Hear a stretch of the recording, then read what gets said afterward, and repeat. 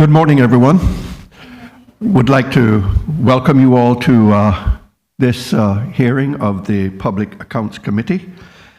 As is our custom, we do begin with a prayer, and I've asked Ms. Heather Bodden if she would lead us in that prayer this morning. Ms. Heather?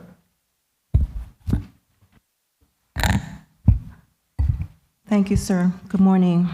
Let us bow our heads. Our kind Heavenly Father, with grateful hearts, we humbly bow our heads in reverence, thanking you for sparing our lives to see another day. As we prepare to move into the business of the country's work, we ask your protection, your guidance, and wisdom. Guide and direct our paths, and all we do and say today may be done to the glory of your name's sake. In Jesus' name, amen. Thank you, Ms. Heather. I declare that we do have a quorum present with us today. We've had no apologies from members who are not here this morning. So let me start off by welcoming everyone once again. I know summer basically is over and we are moving into the fall. So I hope everyone has had some opportunity to get some vacation and refresh themselves as we return back to work here now for the fall. So I'd like to acknowledge the presence of Ms. Angela Cullen, who is the Acting Auditor General, Mr. Adrian Morenzi, who is the Audit Manager, and Mr. Innocent Mabuta, the Audit Project Leader, and then finally, Mr. Andrew Browning, who is a young Caymanian audit trainee. And we welcomed him in our pre-meeting this morning, and really good to see that we have someone, Caymanian, who appears in as a part of the Auditor General's office. And so I say a special welcome to you. Also acknowledge the presence of the Mr. Kenneth Jefferson, the Financial Secretary and Chief Officer in the Ministry of Finance and Economic Development, and also Mr. Matthew Tibbetts, the Accountant General. And then finally, for the benefit of everyone, we do have a new parliamentary procedural clerk whose responsibility is to look after the affairs of the Public Accounts Committee. She is Ms. Tichelle McLean, and I'd like to say a special welcome to her here. And in due course, she will take her proper place here in these hearings next to me. But for this one, she is taking more of an observer role and seeing how things operate for us today. So I'm looking forward to her as well and welcome her to the committee and look forward to working with her. So this morning, we are here to examine a report prepared and issued by the Auditor General. The report is entitled Improving Employment Prospects for Caymanians and was issued by the Auditor General in May of 2004. I am going to invite the Acting Auditor General to introduce the report, but I would just also at this point like to acknowledge the fact that the Auditor General herself is unable to be here. Many know that she has been unwell for many months and under doctor's care and treatment. And while she has returned to the island, she's still not able to be back here at work and to be a part of it. So I know we miss her this morning, and I wish her continued recovery and she responds to the care and the treatment that she is receiving. So thank you to Acting Auditor General for stepping in, and I will turn things over to you and invite you now to introduce the report that we are considering today. Thank you, Mr. Chairman. Members of the Public Accounts Committee, officials from Ministry of Finance and the listening public, good morning, and thank you for the opportunity to make some opening remarks. Again, as Mr. Chairman has mentioned, I would like to send the apologies from the Auditor General who cannot be here with us today. We are considering the report Improving Employment Prospects for Caymanians that we issued in May and published on the 3rd of June 2024. The audit covered three main areas: 1, strategic direction and legal framework; 2, performance; and 3, barriers to and opportunities for improving employment prospects for Caymanians. Workforce Opportunities in Residency Cayman, I'll refer to it as work from now on, if I may, was set up in February 2019 and has a key role to play in employment. However, work cannot achieve this alone, and we therefore looked at the government's efforts to improve employment prospects for Caymanians in the widest sense. I'll now briefly summarise our findings in each of the three areas. I'll start with strategic direction and legal framework. Some individual strategies exist, which is good, but improving employment prospects for Caymanians needs a holistic approach, and there is no overarching strategy for employment. In its first 4 years of existence, work had 4 acting directors. This led to gaps in leadership, a lack of consistency, stability, and clarity for the organisation. The legal framework which surrounds this area is sound. However, we noted that although work can and does refuse work permits, it cannot legally reject job adverts, even if it considers they are lacking in some way. Moving on to performance, firstly, the good news is that the Cayman Islands meets the global definition of full employment in each of the 5 years that we looked at, and that is 2019 to 2023. Over the same period, the Caymanian unemployment rate also met the global definition, with the exception of during the COVID pandemic. Unemployment rate in Cayman also compared favourably to other countries. That said, there continue to be a number of unemployed Caymanians, so it will not feel like that to them. Work launched its online jobs portal, Jobs Cayman, in May 2020, and all employers except the civil service must use that portal to advertise jobs. However, users' experience with Jobs Cayman was not good. They told us that, among other things, it was not user-friendly, it had technical glitches, and it was not optimised for mobile viewing. Despite these difficulties, the take-up of Jobs Cayman increased over time, and by the end of 2022, over 9,000 employers had registered, over 41,000 jobs had been advertised, and almost 128,000 job applications had been made through the portal. While we were doing our audit, the Ministry of Border Control, Labour and Culture was overhauling Jobs Cayman, and the new online service was launched on the 26th of July after our report. Work and other government departments run a range of employment programmes. However, the effectiveness of these programmes is unclear. This is largely because outcomes are not measured, and by that we mean that it's not known how many people that attended the programmes are now employed. So the follow-through is not necessarily there.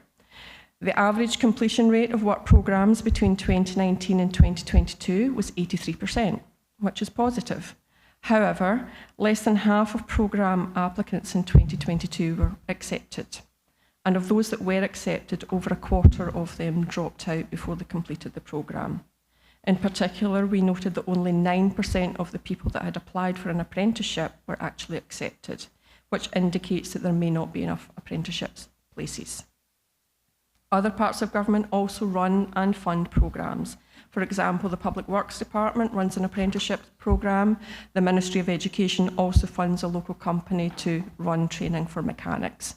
However, Ministry of Education did not have an agreement with that company, so it was unable to hold it to account for the money that it spent. Moving on to works performance, we found it was difficult to measure because of incomplete data. In its first 2 years of existence, work did not set or monitor any key performance indicators. In June 2021, work started to collect and report against some indicators, but they could have been better. Work had 14 KPIs that related to improving employment prospects. However, only 6 of those KPIs had targets, and only 2 of them were actually met. Work's performance against its output targets in the approved budget statements is also mixed. In 2022, work met 4 of the 8 targets that related to employment.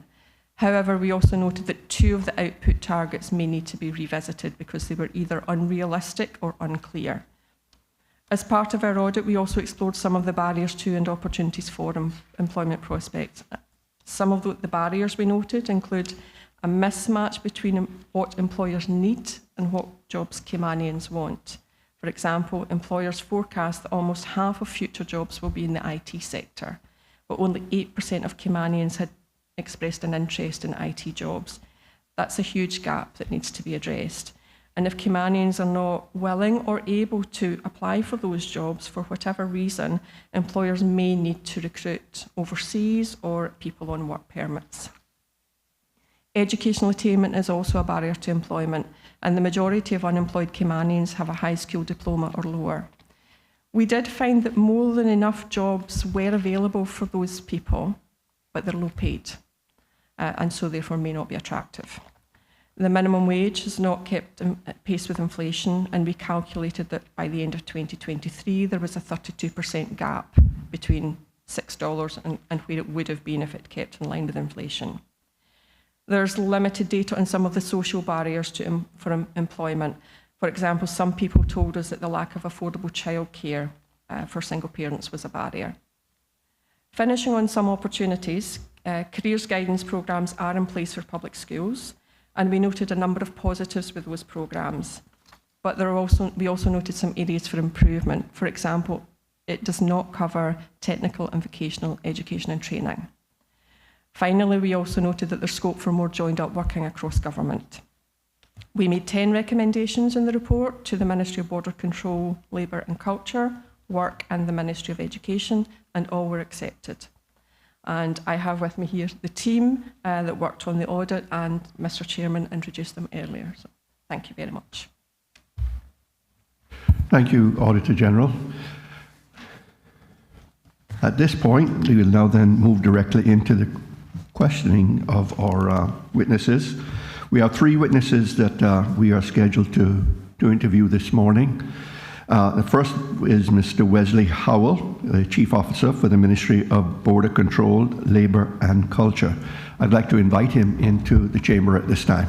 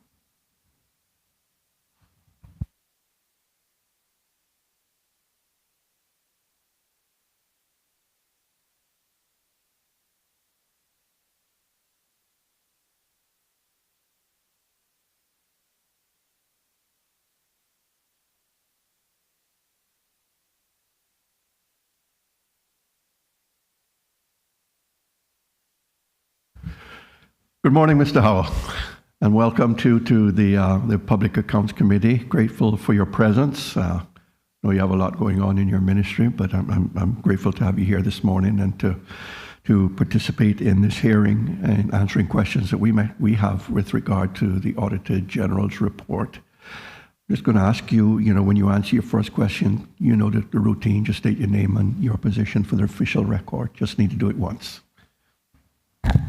Thank you, Mr. Chairman. Good morning to you, your committee, the members from the Auditor General's office, and to those who are listening in and streaming. It's my pleasure to be here to talk about this very important topic of employability for Caymanians. Thank you, sir. I have a brief preamble for the benefit primarily of those who are listening or watching these proceedings this morning. So I'm going to go ahead and make that preamble, and then we'll open the questioning up to the members of the committee. So the Auditor General published her report on the 3rd of June 2024 entitled Improving Employment Prospects for Caymanian. It's an important issue. We note from the report that the total unemployment rate consistently met the global definition of full employment. The Caymanian unemployment rate also met this definition, except during the pandemic. This, I think, is really good news. However, at the last count, there were over 1,000 Caymanians unemployed, and we need to think about how to get these people into employment. As the Auditor General notes, improving employment prospects is not an issue that Workforce Opportunities and Residents Cayman, or work as we know it, can tackle alone. It needs a joined-up approach and effort. We are keen to hear your views this morning on how we can achieve this issue. We will want to explore with you some of the more strategic issues and the Ministry's role in overseeing work. We are pleased to note that you accepted the 3 recommendations that the Auditor General made to the government. You indicated that these are likely to be implemented later in 2025, so we appreciate that you may not have made much, if any, progress with this. However, committee members may want to ask you about some of these. So we're going to begin the questioning with looking at the topic in the report, the strategic direction and legal framework. And I'm going to turn things over now to Mr. Joey Hugh, who will lead that line of questioning this morning. And members, to remind you that you can step in and ask questions as well if you so want to. Thank you, Mr. Chairman. Good morning. Good morning, Mr. Howell.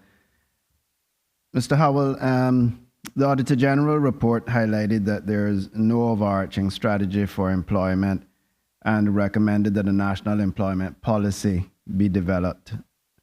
It is the committee's understanding that from the response to recommendation 10, that you intend to develop a policy.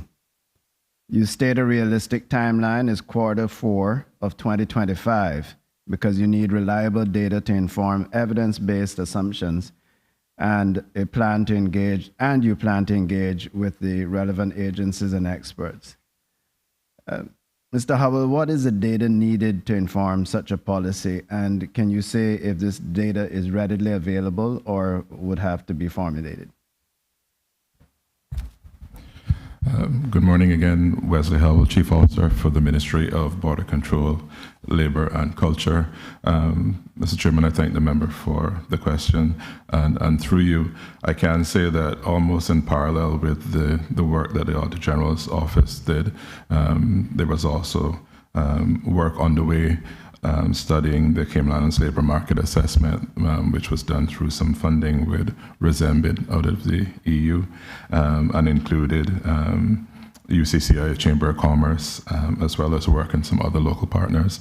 They did a lot of sampling of employers on the sort of demand side of employment in Cayman, and also from the supply side in relation to the Caymanian workers and those seeking work.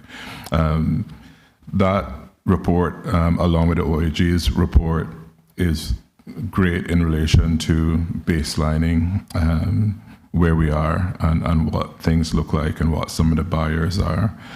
Some of the challenges that we have relates to what the forecasting looks like, i.e. what sectors are going to be the growth areas, what areas should we be developing our workers for and preparing our workers for.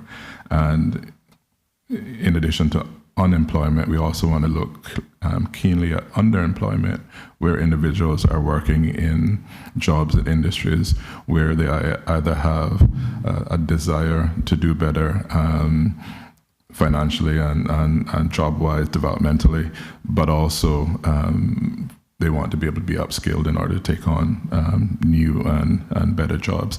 So those are all areas that are there. The timing for that piece of strategy in 2025 was also set based on the schedule of our political cycle, and we understand that we're nearing the end of a 4-year term now and about to start another 4-year term next year. So we wanted to ensure that whatever we produced as a technical document that would inform policy would also have the blessing of whatever government is in place in 2025. So that's a bit of strategizing on our part at the ministry level, understanding the timing of those things.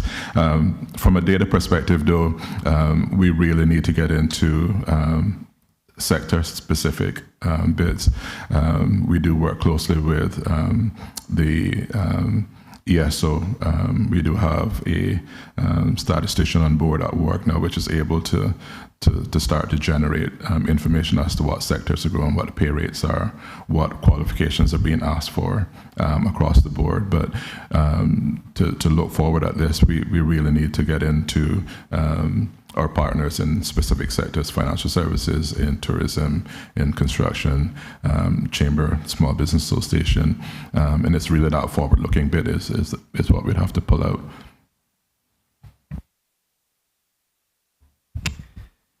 Thank you, Chief Officer Howell, for that detailed response. And so and I appreciate your strategy on the timeline. So your anticipation is to actually have a plan to present at the end of Q4 2025, or is that when you will begin the process of putting it together? Through you, Mr. Chairman, again, thank you for the question. Work is definitely underway on these topics. The Ministry of Education is engaged with our employment services team at WRC. They're strategizing over ways that they can target scholarship incentives for areas that we see growth coming. They're already talking about TVET integration, some of the things that were recommended in the OAG's report. And Director Scott, who's on after me, has been onboarding folks who are data-driven in relation to being able to produce the data analysis necessary to have those plans concreted. And so the work has actually been advancing quite a bit.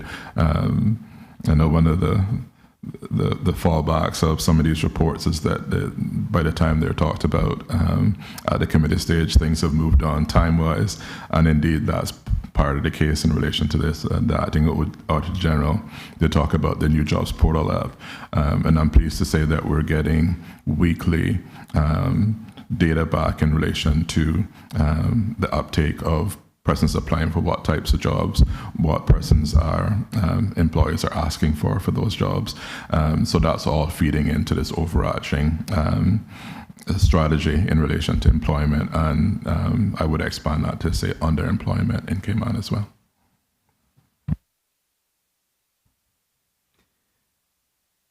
Thank you, Mr. Howell, for that. I can appreciate you spoke about a couple of reports, including from UCCI. You spoke about work, providing some data. Are there any other agencies or experts that you will be engaging for the report? And also, I'll just make a quick comment that I would suggest that the scholarship secretary will be a huge part of this as well, because I'm a huge believer in rewarding persons who are going to go into fields that there are job opportunities for. So there should be separate levels of scholarships, and in particular niche areas such as quote stenographers and the persons who take the minutes for these meetings in parliaments. Technicians, medical technicians, and others that these jobs are popping up everywhere, and they're niche little jobs that require sometimes as little as 9 months training that we could encourage our people to take advantage of. Thank you again. Through you, Mr. Chairman, the member is absolutely right. Looking at ESO's data coming out of their census and the labor force surveys, the industries that Caymanians are the majority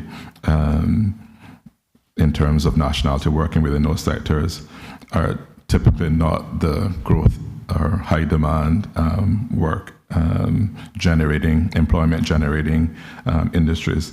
So for example, in the electricity, gas, steam, and air conditioning, supply, water, and storage, Caymanians make up 82% of the workforce, but there are only 424 persons in that industry.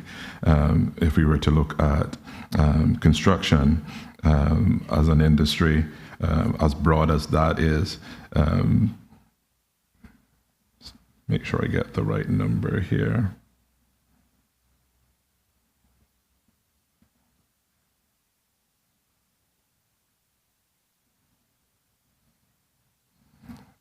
So we have 5,200 persons working in the professional, scientific, and technical field, of which 2,100 are Caymanians, so 40% of the market. That's another sort of growth area. Construction, 8,827 jobs, according to, and this is 2022 data, according to ESO. And of that, 27% were Caymanians. And construction is one of those growth areas that we know is continuing on. If it's not outright building, it's renovating and redevelopment. And we've heard through the Resembid project that some of the skill sets are extremely difficult to get a hold of, finished carpenters and engineers and those things. So those are all areas that, yes, there is absolute room for extra incentivization at the scholarship and internship level to direct students down that path and into areas where there is actually growth and demand for employment.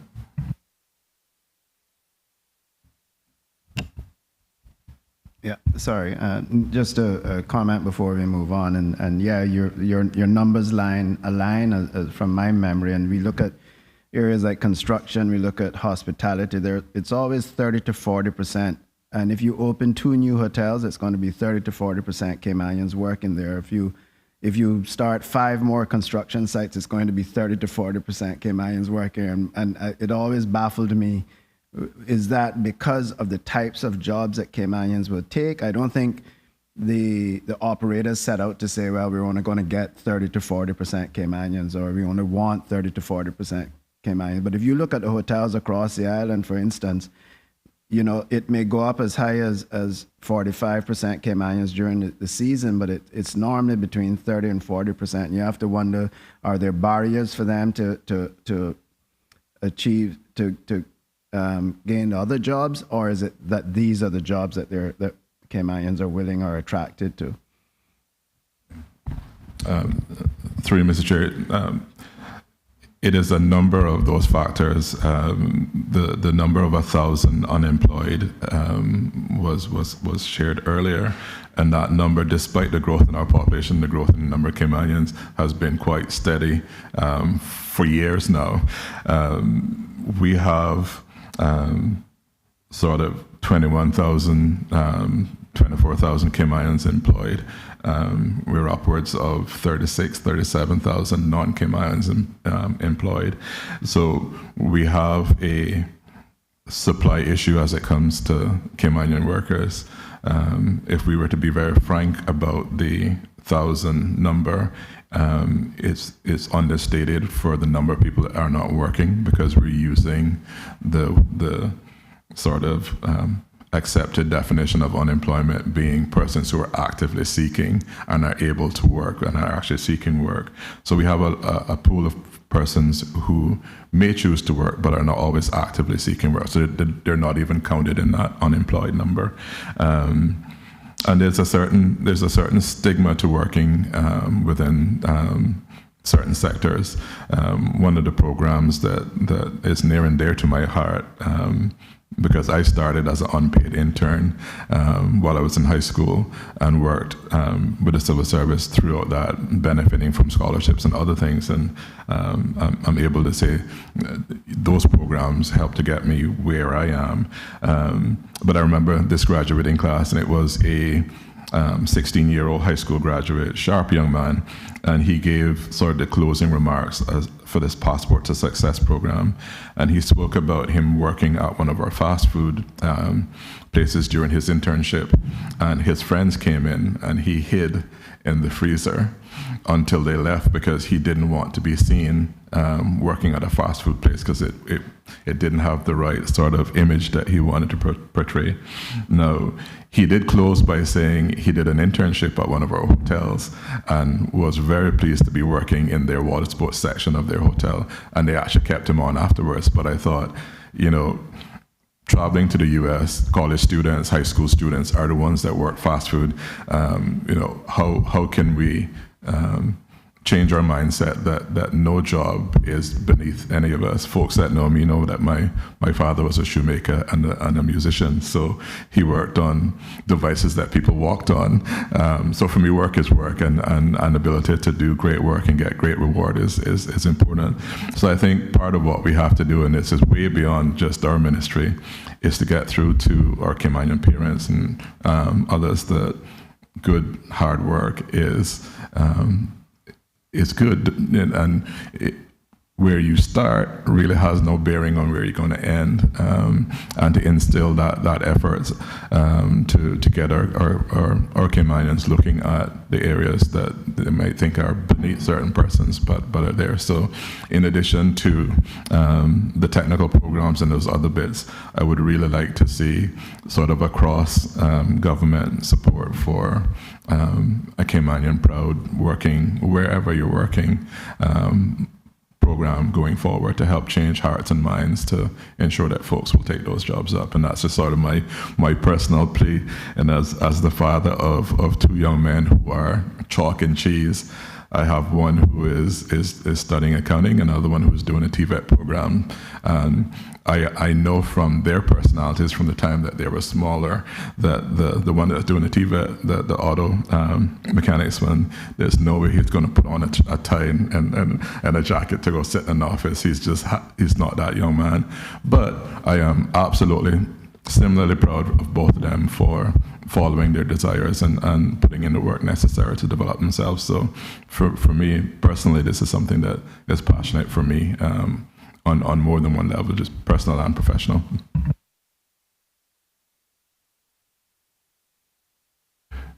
Mr. Howell, when you're giving those comparisons of numbers of people in various segments of the economy, were you reading from a schedule? Or do you have a schedule there that you might be able to share with the committee? Because I think I just found some of the things you were saying there very interesting and very insightful. Yes, Mr. Chairman, I was reading from a combination of the census from 2021 and then also from the labor force surveys, the most recent of which is the fall survey. But yeah, there's a wealth of information in there. As it relates to forward planning, though, as it is with this, and also with the audit, it looks at what's now and what came before, not where we're going. So our most challenging task, but one that we definitely want to do our best to get right, is to forecast where we're going and to ensure that our programs and spending is aligned with that. So I'm happy to send the links of those documents to look at, but it's the great work coming out of Mr. Jefferson's ministry that we're relying on as well. That'll be okay, sir. I know where to get it. Okay, thanks.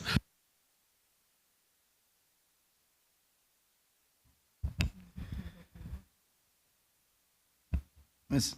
Chief Officer Howell, just moving on then to legal framework. The Auditor General concluded that the legal framework is sound.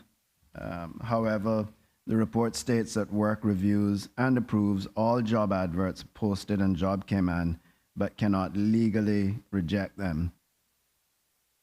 The Auditor General recommended that the immigration regulations be updated to rectify this, and are happy to understand that you have accepted the recommendation and that you intend to implement this, but not until Q4 of 2025. I suspect your response may be similar to that previously, but can you give us some clarification on the time scale for updating the regulations? Thank you, member, for the question. Through you, Mr. Chair.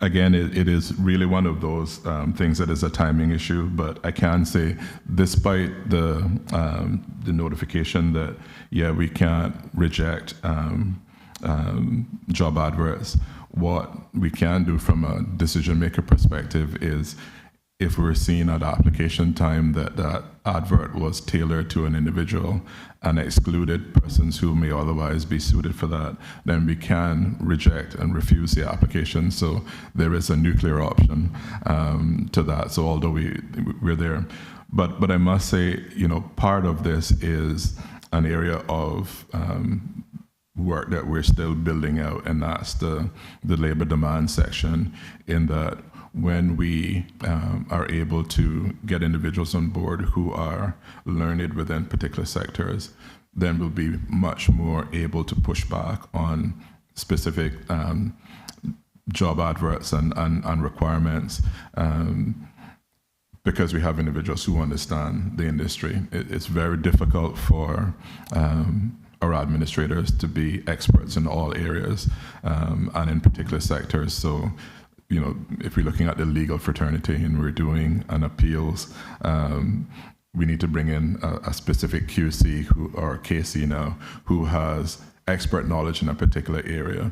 If we were to look at that job advert, if we were going down that road, to say we think this is unnecessary for a KC designation for this thing, we're not experts in that field. But what we hope to do is to be able to build that expertise and the collaboration with industry to say, yeah, this is reasonable and appropriate for this type of job. But suffice to say, although the job adverts aren't necessarily being rejected, the decision makers are making prudent decisions as it relates to refusals. And our process of refusals means that a refund is generated, and because all the revenue being collected from the fees are executive revenues, they're signed off by the minister, which means they're reviewed by myself for us. And we are averaging somewhere around $500,000 a month in refunds based on refusals. I can tell you that applications are being refused for a variety of reasons, including folks not giving Caymanians who've applied a fair shake. Yeah, just to say, thank you for that, Mans, and just to say through you, Mr. Chairman, just to say that not only are there adverts that are designed tailor-made for a specific person, there are adverts that are designed to discourage Caymanians from applying. You'll see an entry-level job that's paying minimum wage, advertising minimum wage, but wants a 20 years experience and a bachelor's degree, so you know that the person that they're applying for the work permit for, when they do, may or may not have 20 years experience, but probably doesn't have a bachelor's degree and probably won't be paid $6 an hour either. So there's a flip side to that. Thank you for your response. Mr. Chair, if I may, absolutely spot on, and I think that actually opens up another side of Cayman employment and employability that isn't actually covered here, and that's entrepreneurship. So the vast majority of our businesses in Cayman are small and micro businesses owned by Caymanians. They're service-based or they sell retail. The truth, the unspoken truth, is that Caymanians don't want to employ Caymanians in those small and micro businesses, because once they learn the business, they're free to compete. So the fix for that is entrepreneurship training and small business support, so that Caymanians who want to go into a field can open their own business, as opposed to these small and micro businesses essentially training their competition, who will come behind and know their suppliers, know their customers, know their pricing, and be able to undercut them. So that's an area where we've seen sort of those adverts designed around discouraging Caymanians because of that particular issue. And I think the fix for that is let's put some more effort into Caymanians developing their small and micro businesses through incentives, support, and other things. And I know this is near and dear to your heart, sir, because the Small Business Center was something that you set up during your tenure. So, but that is a reality, and it's a constant strike. It also means that the folks that are seeking to exclude Caymanians are actually Caymanians. So again, I'm not sure how we get that through, but it is more complex than it is on the surface.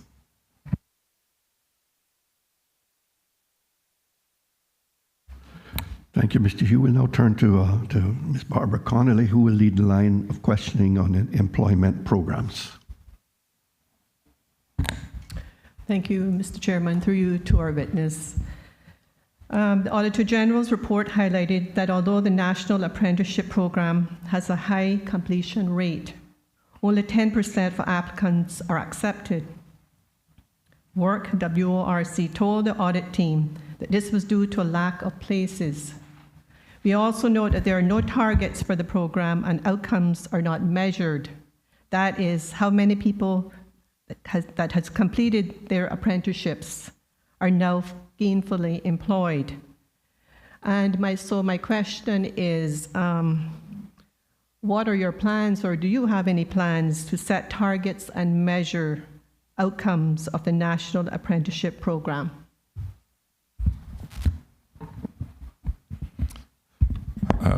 Thank you for the question. Mr. Chair, through you, when I mentioned earlier that the report is a bit dated, what I can say is that significant ground has been covered in relation to the outcome recording. To be clear, that the Caymanians who interact with work apply through several different facets. Some merely register to be able to apply via the portal for jobs that are advertised on the portal. Others sign up for more enhanced services, which may include training and development, even counseling to help them get over barriers to employment. This may be anger issues, issues with childcare, developmental issues in relation to their actual ability to do the work and to maintain the timekeeping and other things necessary. There are substance abuse issues. So those are some factors that are there. Some of those are barriers for why individuals aren't also accepted into programs, because you would need to meet a certain criteria before that's done. But I can say, and Director Scott comes after me, they have made significant strides into that, and we're seeing those numbers come through on the monthly reports that are coming in from the department and in relation to outcomes and long-term assistance there. So yeah, absolutely, was valid at the time of the audit, but significant work has been done, and I'm quite proud of the team for what they've done there.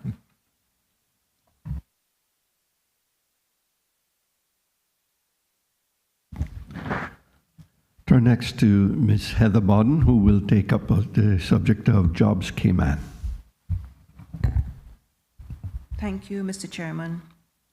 Good morning, Mr. Howell. Jobs Cayman. Thank you, sir. Good morning, everyone, again. Mr. Howell, good morning. Jobs Cayman, replacement for Jobs Cayman. The report states that the Minister of Border and Control, Labour and Culture plan to update the user interface for Jobs Cayman. The government announced that the portal would cease to operate on May the 29th with a temporary system until the new portal launched on June 18th. We note that WORC launched a new system, Jobs and Online Payment Services portal, on July the 26th. Could the Chief Officer please say what's the Ministry's role in updating Jobs Cayman? Thank you for the question. Through Mr. Chairman, I am absolutely pleased to say that the new Jobs Cayman, and we're actually no longer calling it that. We're actually going to rebrand that, but that's for another announcement coming up. The new Jobs portal is up and running. We took the time necessary to do it right.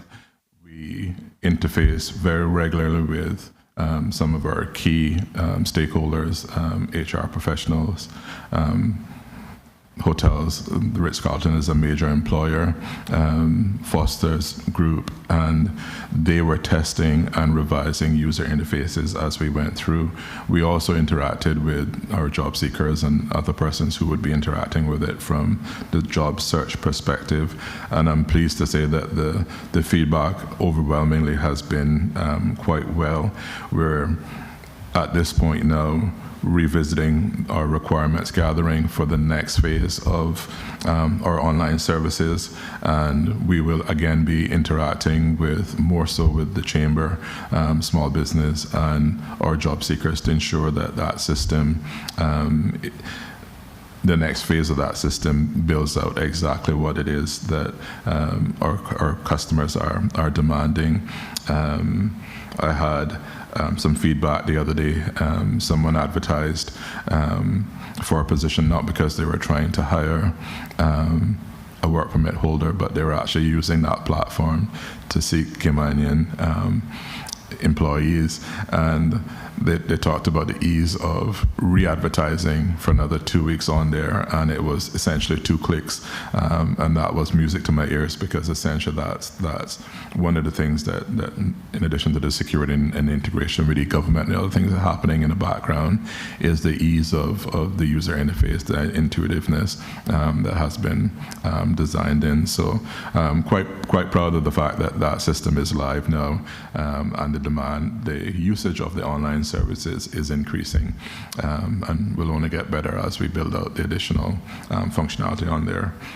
But it did take longer than we expected to get it out, but it's now live. Thank you, Mr. Howell, for that update. Can you also show us that the challenges with Jobs Cayman were considered when developing the new system? Yeah, absolutely. Through you, Mr. Chairman, I can say that where I sit, I get it from all angles. When I go to the supermarket, I run into folks who are having issues. I hear it there. When MPs get it from their constituents, they usually flip me a WhatsApp in relation to the issues that they're having. So and I also look at the call center stats, and when things aren't working and not working efficiently, the volume of calls goes up significantly. And I'm pleased to say that the number of calls is declining, which means that process is now more streamlined and easier going. It's not where I want it to be yet, but it will continue on. But definitely we actually employed the services of a user interface design expert who spoke to stakeholders as they designed what the screen looked like, where the buttons are, what buttons were where, and that will continue to be tweaked as we're getting feedback now from individuals. And the mobile devices, which was flagged up as one of the issues, has been improved significantly as well, the mobile device access.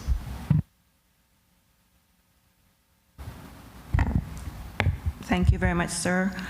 Can you also say that the improvements that users can expect from the new system is quite encouraging? Yeah, absolutely. Through you, Mr. Chairman, we at the stage of user acceptance testing, the testing wasn't only done by the civil servants who were using the system on the back end. The user acceptance testing also included individuals who were working on the employer perspective and employees. So we were able to use the system in a pilot phase to get those testings ongoing before we went live. So happy to say yes, the usability and the feedback from folks who weren't happy with specific areas was all built into the way that the system was developed and indeed how the system was rolled out.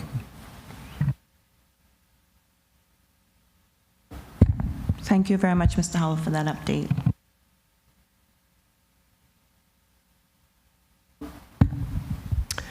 Through you, Mr. Chairman, to the witness. Can you say whether that portal now, do you think that we should have some sort of training for the public? Because I know the other one was very, very complex, and there were a lot of issues with regard to accessing that. So is there any appetite to have some sort of training sessions for the public in terms of the usage of that portal?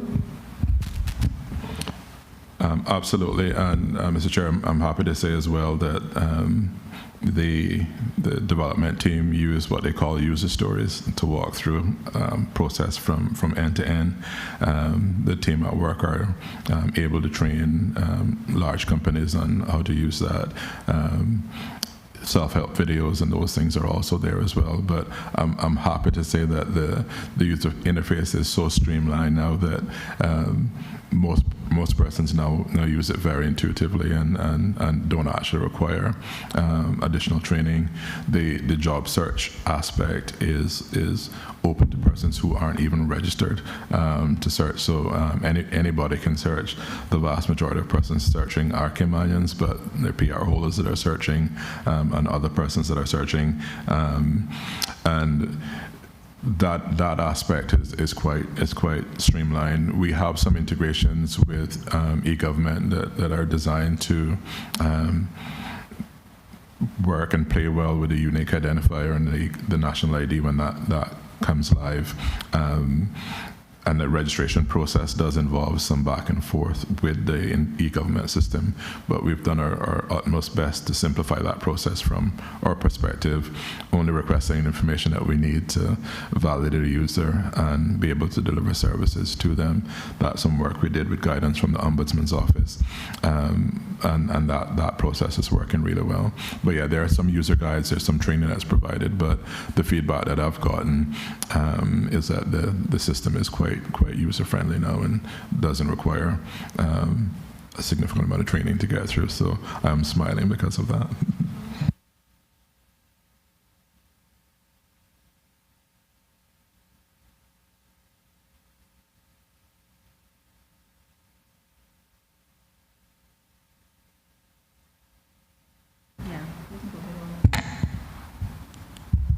Mr. Chairman, would like to continue on with cost of jobs Cayman and its replacement. Through you to the Chief Officer, the Auditor General's report highlighted that the previous platform for Jobs Cayman cost $1.2 million with annual maintenance costs of $500,000. The ministry wrote off around $1 million in relation to this platform in 2022. The report also states that the new system will cost around $3 million, with $1.5 million spent during 2023. Could the Chief Officer give us reasons for the write-off of $1 million in 2022? Thank you, and that's a really important aspect to cover. The system that was being used was really a workflow engine, and a pay-per-use system where each application effectively had a cost associated with it.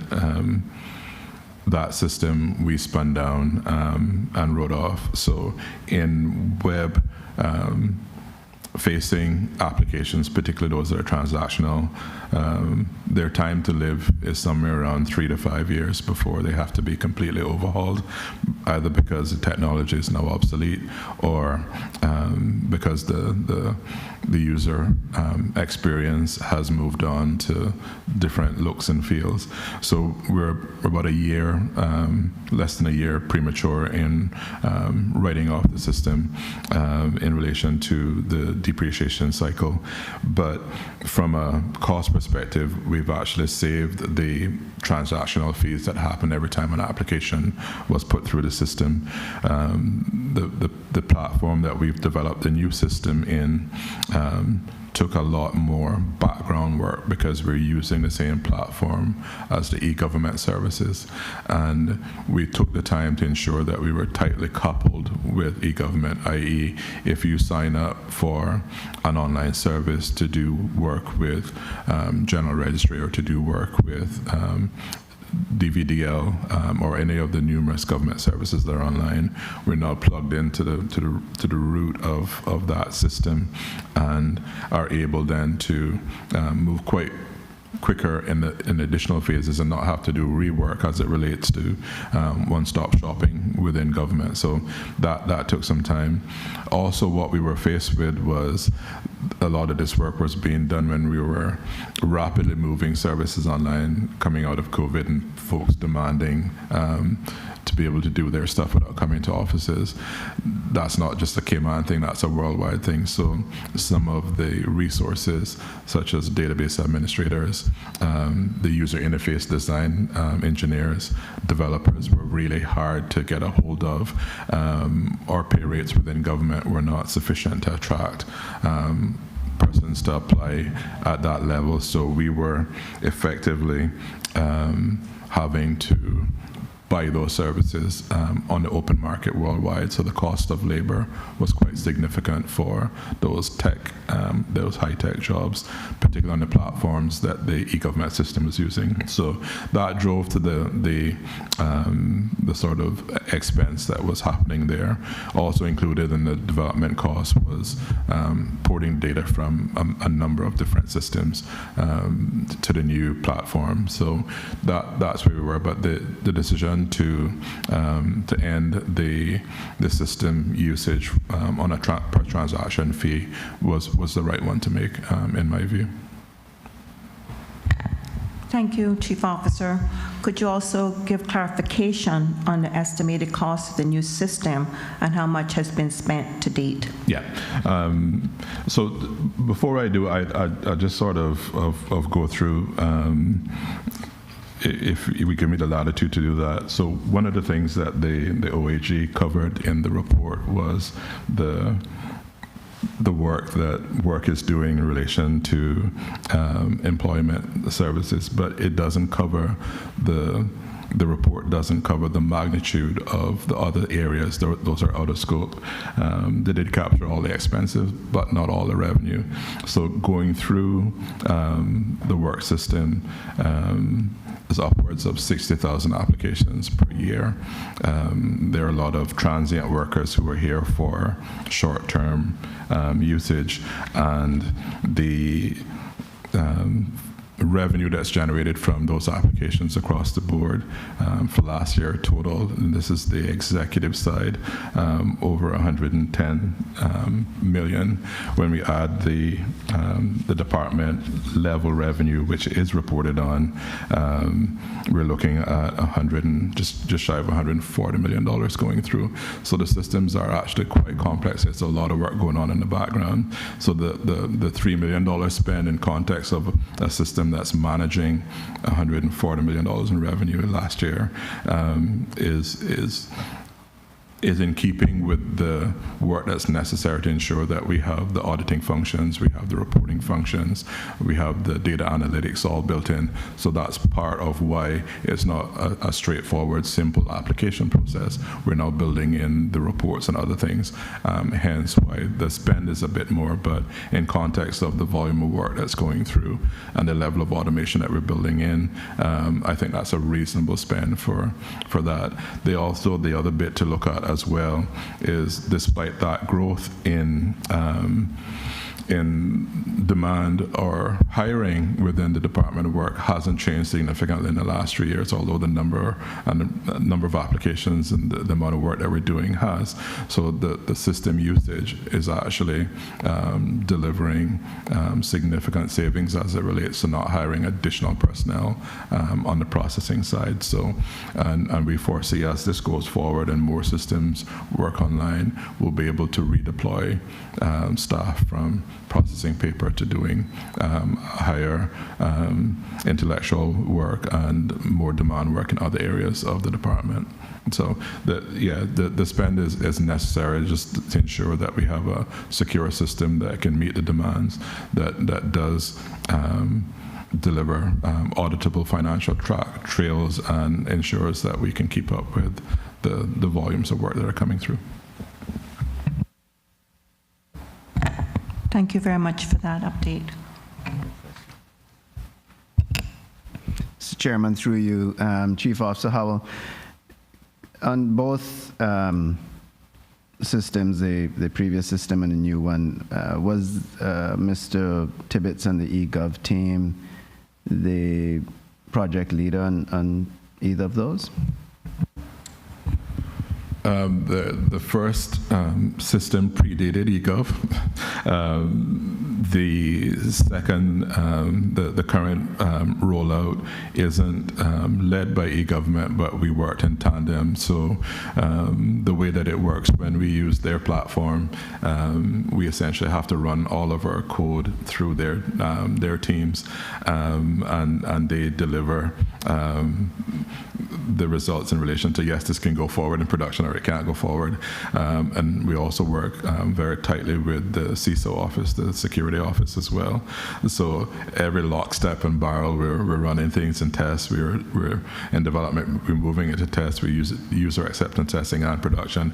At every step, we walk in hand with eGov and with our security office. But the project management actually was at a ministry level, and that was sort of a strategic decision that we took to in-house a dedicated project management team to manage this through, working very closely with Mr. Scott, the director of work, and his team as well. But yeah, for this rollout, we're lockstep with e-government all the way through, including the same platform that they're using.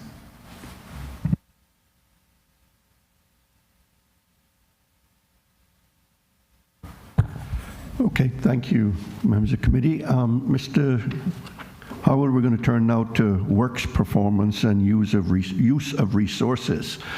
And I'm going to lead that questioning. The first question I really have is, I note, and Auditor General highlighted it in the report, that in its 4 years of existence, there were 4 different acting directors of work. I mean, I think that must have presented huge challenges to the, to the whole operation of work. And I wonder if you could speak to that for us and speak, particularly about the challenges that arose from the changes in the work leadership during that period. Thank you, Mr. Chairman. Absolutely. I think we all have some level of PTSD from the changes that I've gone through. I spoke about this recently when we welcomed Director Bruce Smith on board as the director for CBC. At the time that the split between immigration functions going to work and the border control functions going to CBC, we lost 2 levels of senior leadership at what was the Department of Immigration. So at the time of the formation of work, there were no deputy directors or directors that came across with work. And it has taken us this long to stabilize and develop our fully Caymanian director or deputy director level at work. It's a painful exercise and one that I do not wish to repeat. Succession planning is part of what the deputy governor has when he does his annual assessments with me. And the key role that we've done, the key hirings that we've done at work now are complete. That was another thing that's sort of outdated in the report. There are a number of vacancies at the senior management level that are now filled. The only one that isn't filled is a head of boards and applications. That one, we have a number of Caymanians acting in that position, but we want to ensure that they're ready and fit for that level of leadership as well as technical skills when that comes around. Director Scott is doing some absolutely amazing work in relation to building team spirit, developing his team, giving them rein to improve. They've worked very closely with the management support unit at POCS. They're now engaging in senior management coaching and ensuring that they're building skill sets. The department is one of the leading departments on LinkedIn learning across the government, as Director Scott shares my vision of continuing to pour into our employees and push them forward into areas of further development. We had just recently a long-standing, highly skilled manager reach retirement age, and Director Scott negotiated with that individual for them to stay on because they had some viable skill sets, but they agreed to come back in a junior position, allowing a Caymanian to be promoted up to manager. So we went through an internal recruitment process, allowing that to happen. So I am pleased to say that the senior management team is complete and it's sound. They're firing on all cylinders as it relates to customer service, time in and out of the office in relation to handing in applications, some fantastic work is going on in the employment services team, the data being generated from the labor force. Team is great as well. Compliance is fantastic. We've seen some of their work being done in media and social media recently, partnerships with other agencies within the ministry, law enforcement agencies, as well as the police. And on the decision-making side, significant work has been done to reduce backlogs, which is one of the reasons that the call rates is coming down as well. So I know that Director Scott is going to be able to talk about that in much more detail where I am, but I'm pleased to say that the director, deputy director posts within work are all filled with capable individuals who are firing on all cylinders. And my goal with succession planning, which is another priority area for the civil service, portfolio civil service as well, is that we'll never again get into a situation where a department loses the top two rungs of leadership, because that's extremely painful and time consuming to fill and stabilize from. Glad to hear all that positive news, because it is a welcome and refreshing change. But can you just talk a little bit too about what is your and your ministry's role in holding work to account for its performance? So we play a tight role as it relates to customer feedback. I surprised the director of work when I shared with him at one point that his happy or not scores make up part of my performance assessment with the DG. So, which is one of the reasons I keep a close eye on the number of calls and the number of complaints coming in, because I have to answer for all that. So we work quite collaboratively with the agencies, the performance targets that the OAG office flag that were not fit for purpose, i.e. we were measuring the wrong things, are being replaced by targets that hold folks more accountable. The monthly reporting platform, which ultimately goes on to Cabinet, does report on our key performance metrics as it relates to employability numbers, as it relates to job placements, as it relates to backlogs, and those other figures. So we're working quite well in relation to performance targets for not just work, but all of our departments, including a broad range of avenues, and those targets are the issue, are the level that we manage on, and that I hold folks accountable for. I can say though, in quick succession, that Director Scott is very proactive, and we have sort of bi-weekly touch points that are getting less and less deep in relation to issues, because he and his team are empowered to find the areas that need improvement and go about fixing those. Our leadership team at the ministry, just this past week, we're saying it's time again for us to bring process improvement training to all of our departments, and when we do that, it's not being done for IT professionals, it's being done for officers who are at the front lines all the way up to senior management. And with that, we get a whole sort of culture of individuals saying, I can see what's wrong, I know how to fix it, let me go ahead and make a recommendation, or if it's within my power, I'll go ahead and do that. So most definitely we're monitoring the metrics across the whole platform of services that are being delivered, and we're solving those issues as they come up and looking for improvements wherever we can find them. And also, what is your role and the ministry's role in setting work's output targets? So that's an area that we've been quite stringent in the last few years. So being a former minister for finance, you know that a significant amount goes into just balancing the numbers as it relates to our financial targets. And once the numbers are done, then we go back to start preparing the documents. And the documents are usually prepared at the end of a long, protracted argument around what we're going to deliver. So we've traditionally designed our outputs based on what was previously there and what our initial budget ask is. When it comes to what is ultimately approved through the appropriations process, doesn't always line up with what was originally asked for. So we've taken the task now that we've moved towards the final process before the budget documents assembled to come to Parliament, reviewing and going through all of the performance targets in the output document.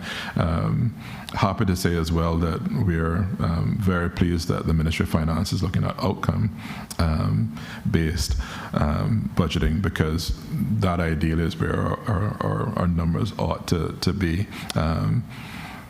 And essentially that's what the OHG's report has flagged up is, you've trained X number of Caymanians and you have a pass rate of 80-odd%, but what's that relate to in terms of long-term sustained employment for those persons who've passed through, and how has that changed their lives? So that's the outcome aspect. And I'm pleased to say that we're actually looking at some of those now, but all of the performance management targets that are made part of the hundreds of pages that make up the budget document are all being reviewed and assessed by us, and are now forming part of employees, directors' employment agreements and their targets that they need to meet. Thank you very much, sir, for those answers. So I'm going to turn now to the final section, final area of questioning for you, which is the barriers to and opportunities for employment. I'm going to turn first to Mr. Hugh to lead off with that line of questioning. Thank you, Mr. Chairman, through you, Chief Officer Howell. The Auditor General report highlighted a range of these barriers, and we chatted a lot about those earlier. And I'd like to draw your attention to Exhibit 18 on page 43. Which provides some illustration on these mismatches. Amongst other things, one of what is interesting to me is that you'll see IT and accounting and finance as desirable jobs that Caymanians desire, and then there's very little in between, and you go all the way to customer service representatives, where again you see a spike in jobs that Caymanians desire. And there's a huge gap between accounting and customer service, and a range of career opportunities that Caymanians don't seem to be aware of or interested in. And so my question to you is, how do we reduce that gap? And we talked about the strategy coming up, and how do we reduce that gap and either encourage or make Caymanians aware of those opportunities, and also encourage and make employers responsible for training Caymanians in those, or take part in training and encouraging Caymanians to participate in those careers. Thank you, sir. Through you, Mr. Chairman, I don't use the word wicked very often, but that's one of those wicked problems that we have in relation to how we fix this, because it is so multifaceted. How we drive interest in particular professions is a very challenging one. You heard me share earlier our sort of difficulties attracting IT people to develop our own systems, and having to buy those services on the world market and pay higher rates for them than we would pay internally. We can continue to do that work in partnership with offering incentives through enhanced scholarship opportunities, improved internships. One of the pieces of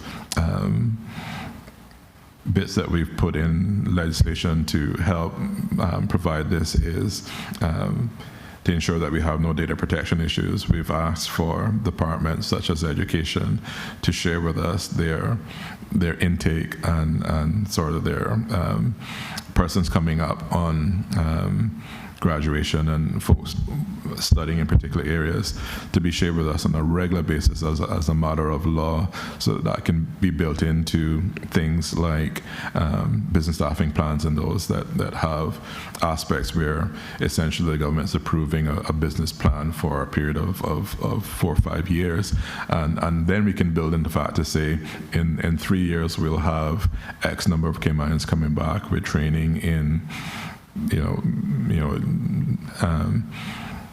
whatever the topic of that particular day is. So that's there. The Ready to Work program, which was done again under your administration, was introduced under your administration, is another one where effectively the government provides, through the Ministry of Education, childcare funding to ensure that parents who would otherwise be at home with small children can have their children cared for while they re-enter the workforce. But probably more importantly is that program has a cost-sharing mechanism where the government will pay for the individual to work for a private entity for the period of time that it takes to train them up. So if you're a small business and you have 3 employees and you take on 1 more, you've added 25% to your payroll. That's not something that a lot of small businesses can do very easily. So if the government says for the 6 months that it's going to take for somebody to get up to speed and be productive for you, we're going to cover their salary and their health care and other things. So you got a resource that you can build into and pour into. Even if they don't stay with you, they then have transferable skills. So we do have to take up on that. And I can tell you that a lot of the folks that enter the doors to get up to speed so quickly that when they have an opportunity to bill government for the cost, they said, no, it's okay, we're happy to pay for this resource. So some of those things are there, but it is, and this is not unique to Cayman. These are factors that are affecting a number of countries. The Bermuda or sister OT have been quite regimented in their immigration policies, and I saw recently where they were offering a shortened residency product for nurses, for teachers, for actuarial accountants, and some of the skill sets that they now realize that they need to meet their demand, and that's an area where I think we all can do a bit more work. But we'll strategize with our stakeholders inside and outside of government, the ministries, and start early. I am pleased to say that some of the work that we've been doing through our job fairs, particularly on the law enforcement side, has delivered massive results.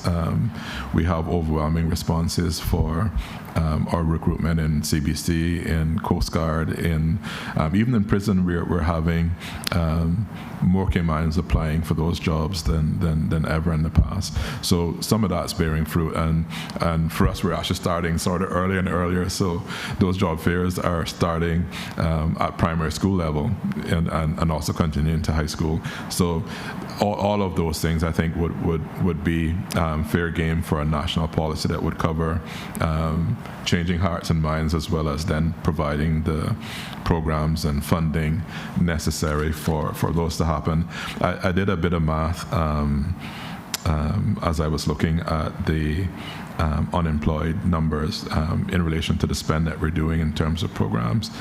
So if we have 1,000 people, and I'm using what we did for the tourism stipend during COVID periods, it's $1,500 a month, times 12 months, times 4 years, $72 million in that period. So that's $72,000 per person for no productivity. So if we can increase our spend individually, $72,000 for the 4 years. Sorry, not per year, $18,000 per year. But if we can increase our spend on programs and scholarships and other interventions to allow those persons to become self-productive and members, then that's massive savings, not necessarily in our budget, but for the country as a whole. But we also have to cast our minds to the fact that some folks who are seeking employment have some significant barriers, mental health, anger issues, substance abuse, that are serious barriers to sustained employment. Thank you for that, Chief Officer, through you, Mr. Chairman. And I picked up a lot of things, great things you said in there, and talking about, if I go a little bit backwards, talking about your overwhelming response to things like Coast Guard, CBC, et cetera, in government. I just happen to know, because I got involved with some persons that applied, that you would know, you've probably gotten reports that a lot of the Caymanian applicants are falling short on just the basics, such as the basic understanding tests and their presentation and that sort of stuff. How do we take it a step further as a government to catch it, in particular those school leavers, to catch them and say, okay, you didn't make it, and perhaps you fit everything else. You did the physical, your attitude, everything is great, but we would like you, on our dime, to go back to UCCI, and we're going to have a recruitment in 12 months, 9 months, whatever. Take these courses. We're going to give you a mentor from CBC, from Coast Guard. They're going to mentor you and then bring you back in 9 months' time, in 12 months' time, when we have another recruitment drive. I think these are the sorts of programs that government could do to ensure that those who are willing and want to work succeed. We can blame the parents, we can blame the education system, but people are falling through the cracks. The kids are falling through the cracks. There's no two ways about it. So we have to find a way to help them. When we look at that report and you see things like IT and project management, compliance, technical roles, all job opportunities there for Caymanians. One of the things you should incorporate, and we could incorporate through work as well, is that whether it's through government or whether it's through private sector, that persons are given, when they're looking at the options of studying or taking training, or accepting scholarships or training in these particular areas, are encouraged to study in these particular areas, a clear pathway for them. Because that's what scares some people. They have friends that studied IT, for instance, and came home with an IT degree and just can't get through the door because of lack of experience. And you can't get experience unless you get a job. You're not going to get IT experience at Burger King. You're not going to get IT experience bartending, other than some of the really sophisticated point-of-sale systems they have. But, what is the pathway for them? What's that clear pathway? I'm going to take a risk. I want to be an accountant, lawyer, doctor, whatever. But I'm going to take a risk and go down this road. Look at compliance. I remember when we were in office and we faced a budget from the Monetary Authority for another 213 compliance officers. And we're like, where are you even going to house them? And I think they ended up having to outsource that through other firms. Why don't we have 300 Caymanians studying compliance immediately? Immediately, with a clear pathway that this is what you're going to do when you complete. We are going to take you in. We're going to place you in maybe in some of the programs you spoke about, the apprenticeship programs. We're going to place you in these firms that we're now using compliance officers that are in Australia, New Zealand, and all over the world to do compliance in the Cayman Islands. So, actually, I don't have a question. I was just a rant. but good thing the good speaker is in here. He would have cut me short. But I thank you for your response, Chief Officer.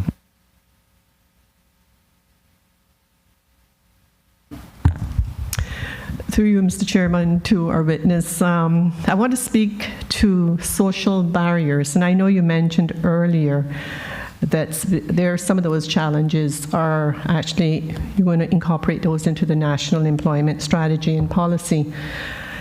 The Auditor General's report highlighted a range of social barriers that may affect some Caymanians' employment prospects.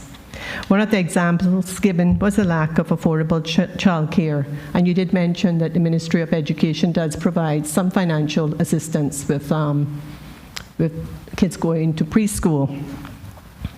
With 7% of unemployed people citing this as a reason that they're unemployed. However, the report also said there were limited data on some of the social barriers. For example, unemployed people with learning difficulties, mental health issues, or addiction problems. Do you have any plans to gather data on social barriers to employment that can be used to inform policy decisions across government? Thank you for the question, Member 3, Mr. Chairman. Most definitely that data is being collected, and I think as we continue to improve our collaboration with what is now NAU, soon to be rebranded, and the other agencies, we will be able to catalog them. I remember having a medium-sized business owner come to me. It was pre-COVID, so it would have been 4 or 5 years ago, and essentially lit a fire under me that says, I don't know what your people are doing in government, because I have created my own list of individuals that you've sent to me over the years, and I can tell you which ones are addicted to alcohol, which ones have anger issues, which one have learning issues, because you keep sending me back the same ones that I've had before.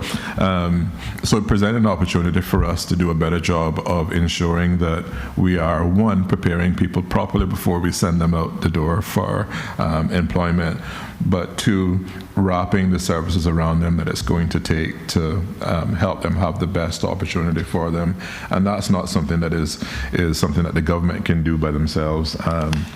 I was almost moved to tears when I went to the Inclusion Cayman breakfast a couple months ago. And full disclosure, my wife works there. But there was a young man working for A.L. Thompson, and how his whole entire life has been changed by having an employer willing to take on someone with disabilities, meaningful work, the way that he dressed, to go to work, always neat, and the joy that came from him and his employers literally brought me to tears. So that's an area where I think we can partner with, not just with government agencies, but private sector agencies as well, to do that. And I know some of the service clubs are also involved with some of those areas. We had a pilot project that we're now funding on a regular basis where high-risk individuals, persons who we would otherwise be caring for at His Majesty's prisons, are targeted for specific jobs within construction, within water sports, and other areas. It was actually covered, part of that program was covered on page 50 of the OAG's report, talking about us giving individuals a stipend, covering lunches, covering transportation, and the side of the bargain that they had to hold up was to be able to not test positive for drugs and other things that would prevent them from being employed at the end of the program. And I can say that that program in particular covers a whole range of barriers to employment that include issues of abuse, issues of disabilities, addiction to substances, and others. But funding-wise, it would be great to be able to scale that all the way up to capture all of those areas, but it is extremely resource intensive, and one that we have to put, I think, not just government spend, but other stakeholders input as well to solve, because those are significant challenges. The persons with barriers to employment are resource heavy, but the benefit and the reward of seeing those individuals succeed is absolutely fantastic. Thank you to the witness for that information, which is, I'm very happy to hear that. In terms of the pilot program, can you indicate how many people are involved in that program? Mr. Chair, if I may, I would defer that question to Director Scott, who will be on after me. He is bringing his employment services team with him, and I'm sure they're armed with all of that data, because they have been collecting it and they've been waving their successes through that program and others.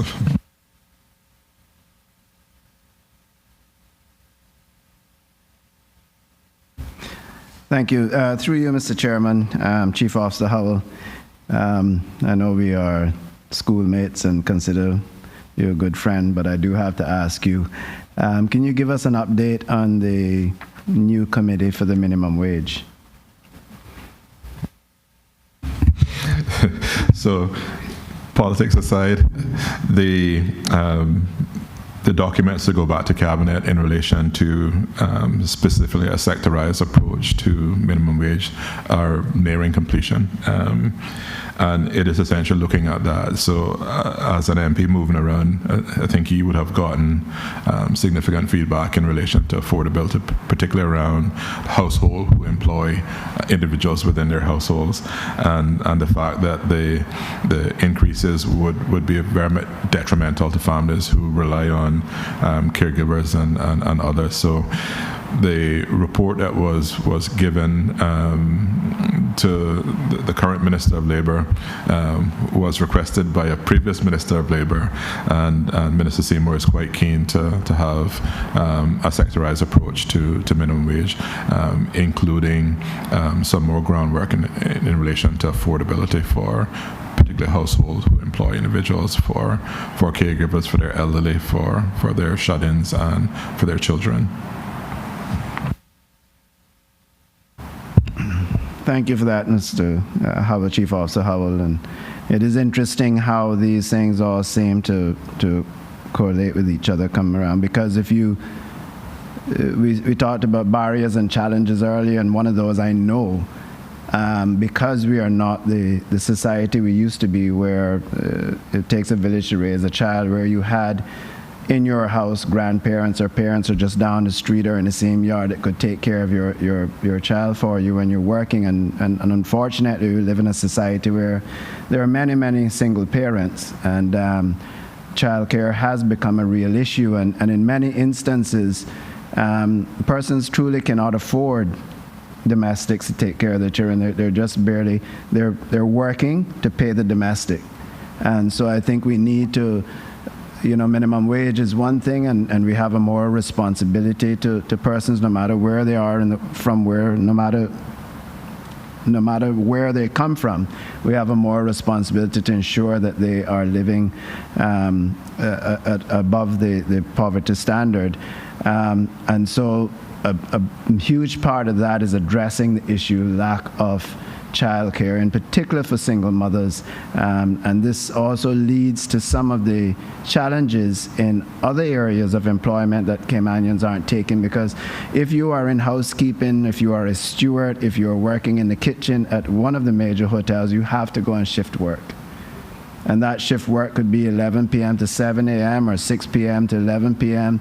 And people just don't have the means to go and work for $7.50 an hour with gratuities, maybe up to $8, but then to be paying $6 or $7 an hour for a babysitter, for childcare, and you have to, the helper has to come 1 hour before you leave and has to wait 1 hour until you get back. You're working at a deficit. So something to consider in your report. Absolutely, thank you for that. Mr. Chairman, totally agree with that observation, and again, that's a piece of work that has to be done. I had the interesting opportunity to look at job pay rates for warehouse workers in the U.S. Distribution centers that gather goods from all over, repackage them and send them out, and they were working 3 shifts. And what caught me by surprise is that I would have thought that the sort of midnight to 6 a.m. shift would be the highest paying one, but it isn't. The highest paying shift is the 3 till 11 shift.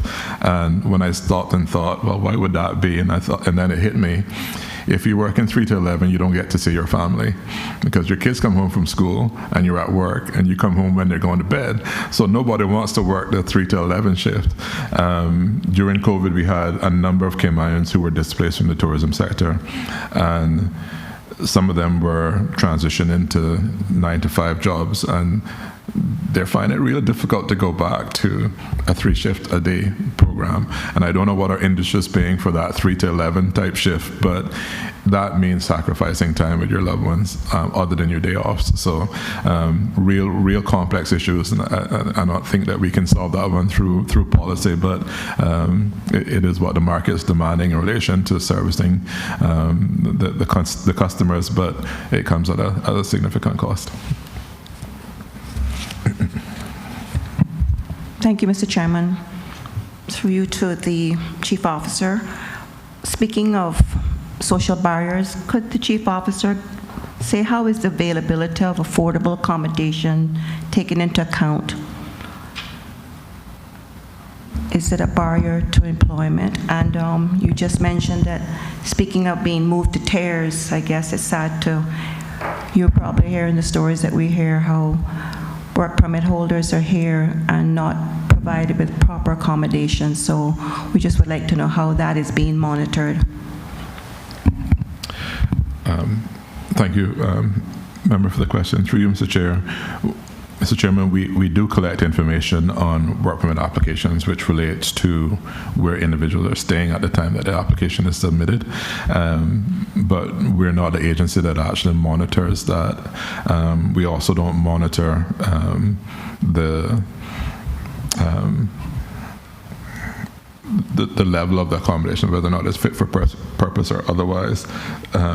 We are experiencing the same issues as many other countries. A couple of years ago, I had the pleasure of being an election observer in Jersey in the Channel Islands, and if I changed the name on their newspapers, it would exactly be the same issues that we're having, that they're having in relation to housing. The advent of Airbnb is taking rental housing off the domestic market, putting it on a higher return from tourist visitor rentals. Through that perspective, the growth in property purchasing and the expense that comes from a limited supply and increasing demand. I know that there's some significant work that has been done on that area through the Premier's office and our previous Premier, and a number of interventions were there, including looking at higher density housing on lots and other things in there. But it is a growing issue. Some of the major projects that are being considered, and I know this just from what I read in the media, are also including work accommodation as part of their process that they're preparing their sites and other things for.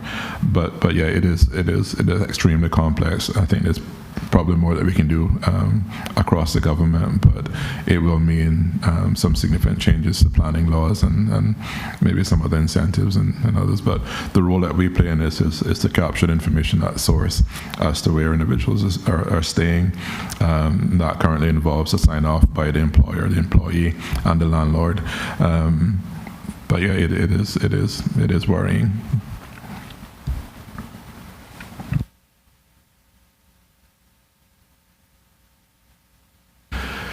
Mr. Howell, thank you for being such a gracious witness here today, and for your candid answers to the questions that we have asked you.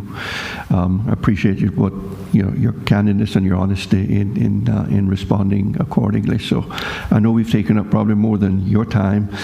We had intended to concluded in about an hour. It's been 2 hours. So I wish you well, and I thank you once again for appearing before us, but you can be dismissed now from the committee. Thank you, Mr. Chair, and also extending some thanks to the Auditor General's Office for this piece of work that they've undertaken. They've made a significant stride into dissecting some of the issues as it relates to unemployment, underemployment, and the recommendations which were accepted are being actioned, and we look forward to improving our service delivery and improving employment options for Caymanians. Thank you very much for having me.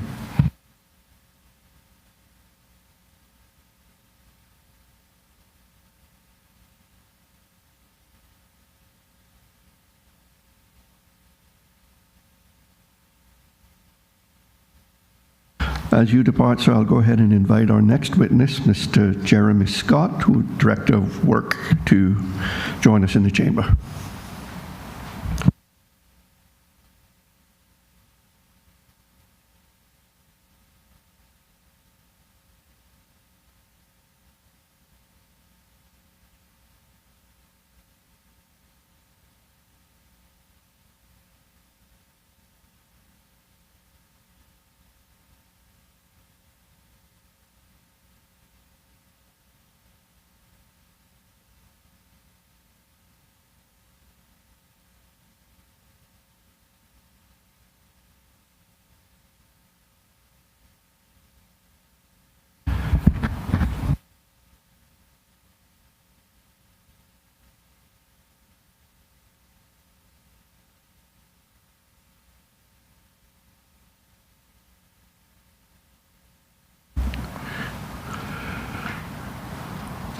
Good morning, Mr. Scott. Welcome to this Public Accounts Committee. I see you came well armed this morning. When we get into the questioning, always we ask you on your first question, before you answer, if you just state your name and your position officially for the record, and you'll only have to do it that one time. So, Mr. Scott, the Auditor General published her report on the 3rd of June, Improving Employment Prospects for Caymanians. It is an important issue and an important piece of work. And we acknowledge that although the work has a really significant role to play in this issue, it can't achieve it alone. It can't do it on its own. We mentioned that and heard that this morning. We heard from the Chief Officer earlier today as we just concluded our discussions with him. And now we want to ask you some questions. We may cover some of the same issues, but in doing so, we want to hear what is work's perspective, not necessarily the ministry and the Chief Officer, but want to hear it from you and the troops on the ground. So we're going to begin at this point with the strategic direction and the legal framework, and for that I'm going to turn to Mr. Joe Hugh. Thank you, Mr. Chairman, through you, and good morning, Mr. Scott, and to your team. Thank you for joining us this morning. Mr. Scott, the Auditor General reported that the legal framework is sound. The report also notes that further changes are planned, highlighting the Cayman Islands Identification Act 2022 and the Financial Assistance Act 2022. I was wondering if you could elaborate on how these two acts, as mentioned, might help work in improving its employment prospects for Caymanians. Good morning, Mr. Chair. Morning to the members of the committee. Also, morning to the Acting Auditor General and team. And thank you for the question. Jeremy Scott, Director of Workforce Opportunities and Residency, Cayman. So in answering your question, the framework that is actually mentioned and actually identified within the Auditor General's report provides a basis for looking at when we're dealing with job seekers and Caymanians, job seekers, we are factoring into account what is currently a challenge is actually providing services to Caymanians with, I guess, limitations financially, but also, apologies, but also factoring into account the minimum wage factors with looking at financial aid act and factoring into account where there is a conflict where we have barriers and issues as it relates to the ability for our job seekers and participants to actually participate, where there is a conflict in relation to what is the wage that is actually being offered, coupled with financial aid that is actually being offered. And I think in the Auditor General's report, it identified that the higher demand is actually identified within certain industries that are attracting lower wages. And if you have a minimum wage criteria, and the majority of those jobs that are advertised, that we are actually seeing that's actually coming in, and a job seeker is not going to be attracted, in fact, to those jobs if, in fact, they're able to qualify for assistance that is actually maybe quoted as, or from an income basis, is actually making more than what the minimum wage offers are in the demand. So as it relates to that, I think for us that is a challenge. I believe that it will, in fact, assist as well if we have those matters addressed.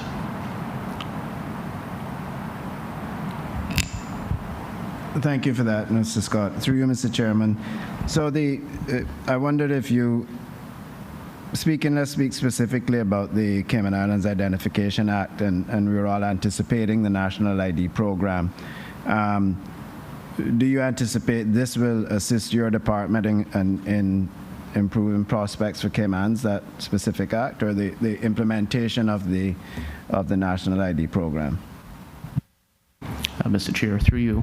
The national ident, what we are currently challenged with is having a clear indicator and identifier as to, we have more info on foreign workers and clarity as to how many foreign workers are here and in what occupations and their status of employment, versus appreciating and having an accurate data in our hands to make informed decisions as to, well, who we have as Caymanians and their work status.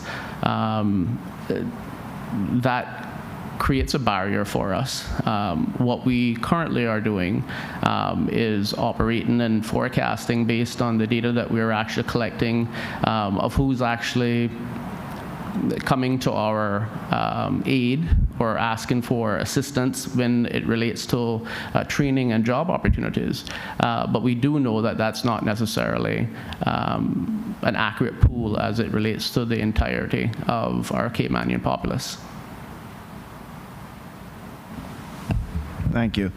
Just sticking on the legislation and strategic legal framework, you raised the point that we know more about work permit holders. It's an extensive, we know where they live, how much they're paid, blood type, everything about them. Unless a Caymanian registers with work, we really know nothing about them. I've always wondered and always thought that one of the areas that could be used to gather data as well as for enforcement would be that of the pensions office. And I wonder, do you know, or would you be able to tell us whether or not there is legislation or discussions about changes in legislation that would allow you to exchange information with the pensions office and the pensions office with you? Because if you think about it, we could gather quite a bit of data on where Caymanians are working and how much they're making through the pensions office. We could as well on the enforcement side, because I don't think there is any secret that we have an issue with people working either outside of their work permits or working on their own. A friend has gotten a work permit for them, so they're not paying pension, they're not paying insurance, at least for periods of time. And that data could be used quite well for enforcement. Mr. Chair, through you, thank you for the question. As it relates to any changes in legislation, I wouldn't be privy to whether or not that is on the table. What I can assure the member and the committee is that we currently do work collectively together in the sharing of data, especially under the Data Protection Act, as it relates to from a law enforcement investigator standpoint. And it's actually very, very helpful as it relates to being able to assist with the tracking of identifying Caymanians, et cetera. I'm sure with any amendment or changes to legislation, that would also assist in the process.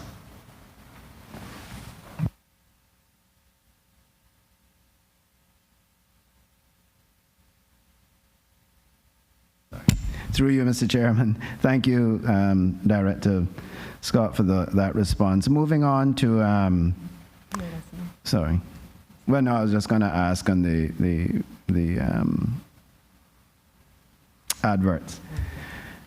Moving on to the Auditor General's report, where it was noted that work reviews and approves all job adverts posted on on the new job portal, I guess, but cannot legally reject them.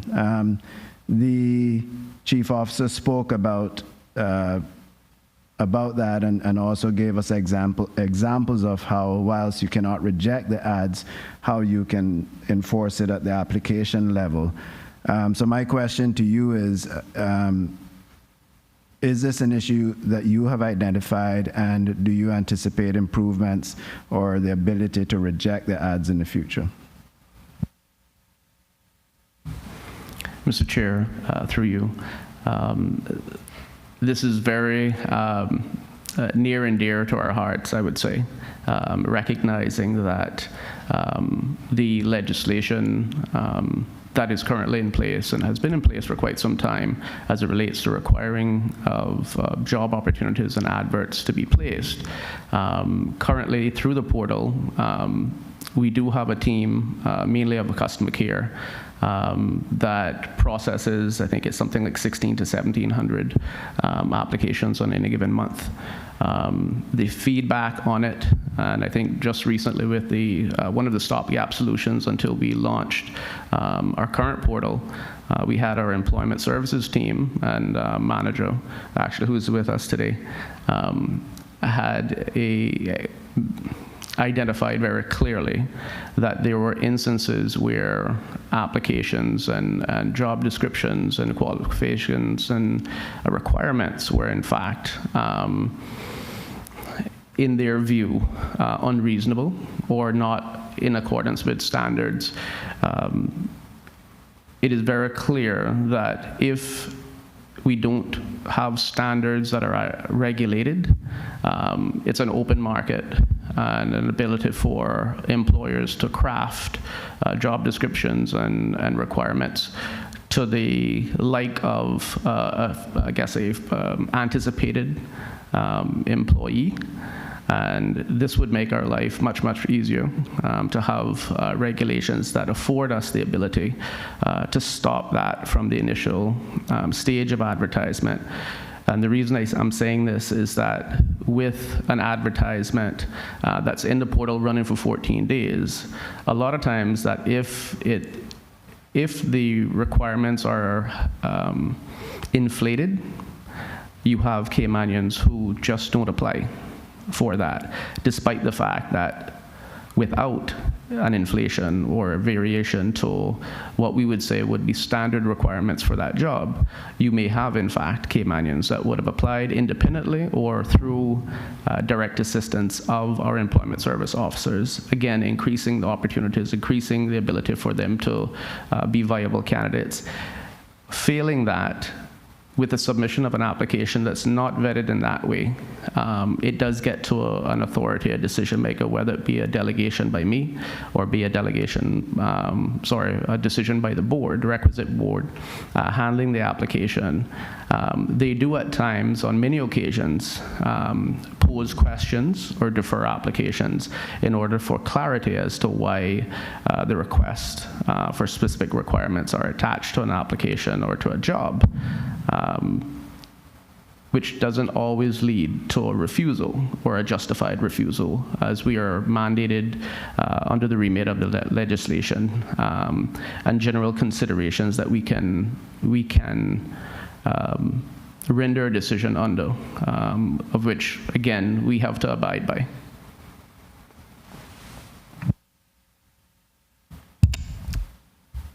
Through you, Mr. Chairman, thank you for the response, Mr. Scott. Going to turn now to employment programs, part of the report. And for that line of questioning, I'm going to turn it over to Ms. Barbara Connolly. Thank you, Mr. Chairman. Through you to our witness. The Auditor General reported that work with partners provides several unemployment programs, but their effectiveness is unclear. The report states that work did not have detailed data from 2019 to 2021 for its programs. I want to explore some of the Auditor General's findings with you in more detail, and I will cover completion rates, acceptance rates, dropout rates, targets, and outcomes. We are pleased to note that the average completion rate of programs delivered between 2019 to 2022, they were high at 83%. However, looking at the 2022 data in Exhibit 14 on page 36 of the Auditor General's report, the average completion rate was 73%, and it varied significantly by program. Can our witness say what are the reasons for the different completion rates for the various programs? And also, what are your views on how to improve those completion rates?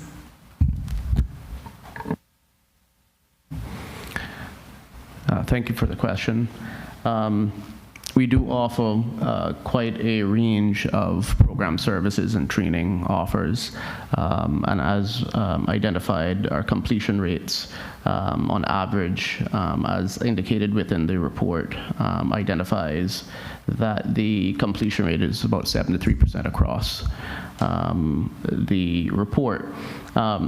We do have, depending on the training offers, I think it's fair to identify that, and speaking of barriers and issues that impact the higher completion rate, we do encounter, upon acceptance, applicants who do have challenges, barriers, that, without going into detail, but I think there was mentioned, there could be trauma, there could be counseling issues, there could be childcare issues, there could be transportation, there could be issues with substance abuse, etc.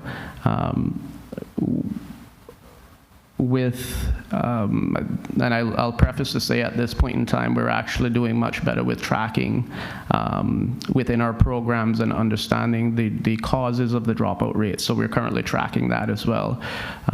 It's fair to say and identify that a lot of times those are major factors.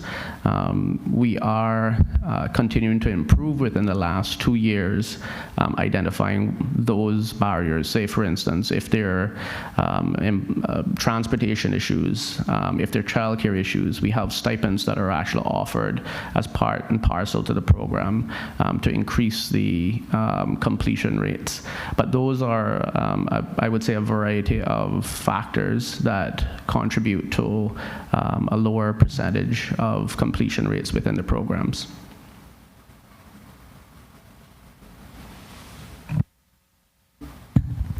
Thank you for that information, Mr. Scott. In terms of acceptance rates, the Auditor General's report states that in 2022, less than half of all applicants for employment programs were accepted, excluding the National Internship Program, where only one person applied and was accepted. Acceptance rates range between 9% and 66%. Can you give some reasons for the low acceptance rates for that program? Thank you for the question. I think it's the quickest and most accurate answer I can give you on this is that, as you can see from the statistics, with some of the programs and actually some actually being applied for much more greater than others, there is limitations in offers and slots, which obviously encompass and reflect funding. So in addition to that, depending on the spots, we want to ensure that there are, when individuals are accepted into those programs, that we have somewhat of a vetting criteria as well to ensure that at the start there is a forecasting of anticipation of a higher completion rate. And that is, again, going back into identifying whether or not there are significant barriers that would prevent someone from starting and completing those programs, and ensuring that we have that return on investment as well from the cost perspective. But that in and of itself are significant limitations with availability of spots that we can actually offer at any given time. Thank you for that response, Mr. Scott. Okay, I'm moving on to the dropout rates. The report states that over a quarter of people accepted onto all programs in 2022 dropped out before they finished. Almost a third of the people did not complete the specialized training and industry certifications.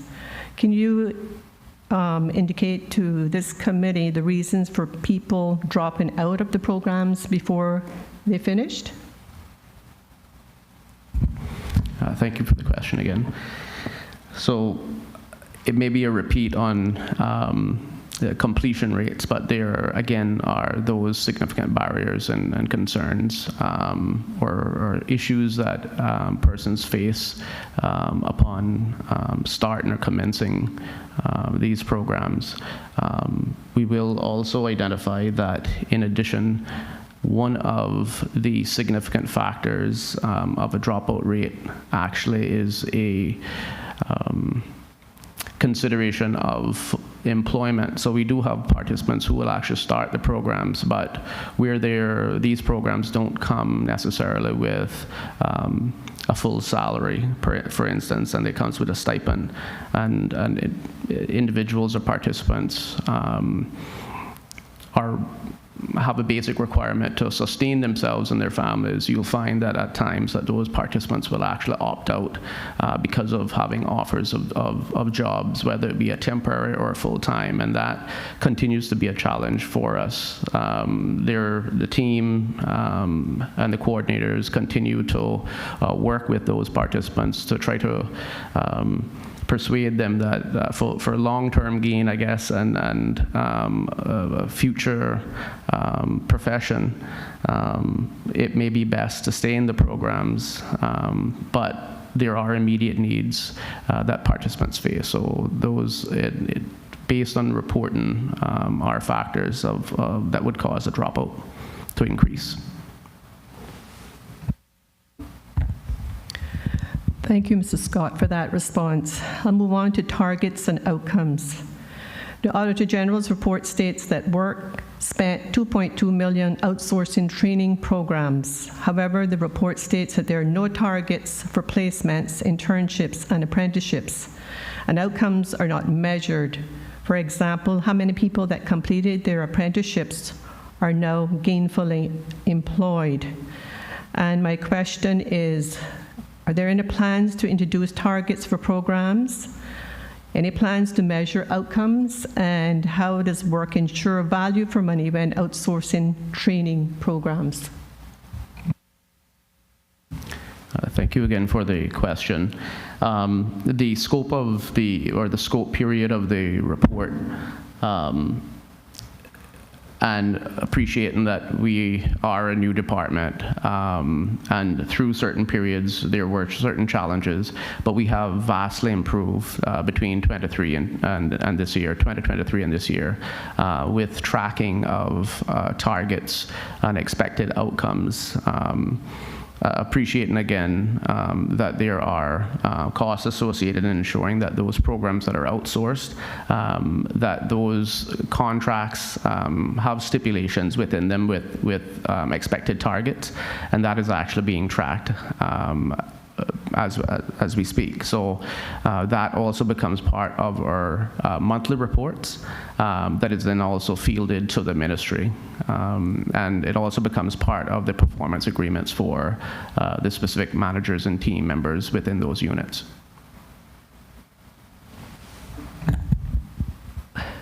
So in terms of the apprenticeship programs, do you have any sort of figure as to how many of those people have been gainfully employed?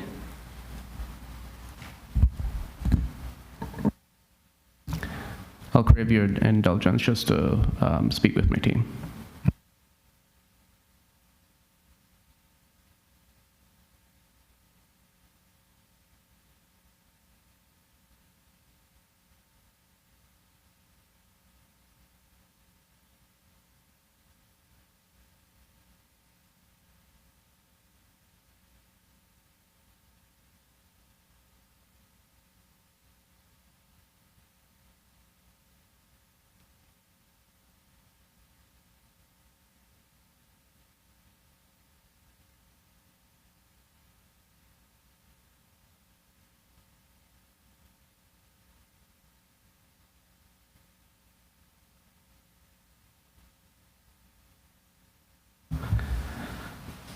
Through you, Mr. Chair, thank you for allowing me to consult with my team. As it relates to the apprenticeship program, these programs can run a year to 2 years, depending on the program at hand. We had 5 that commenced the program, and out of those 5, 3 actually ended up gaining employment at the end of the apprenticeship.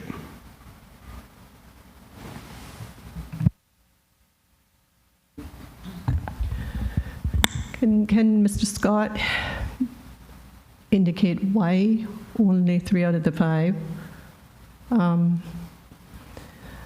were given employment? I mean, you know, I would have thought that all 5 would have been employed by those institutions.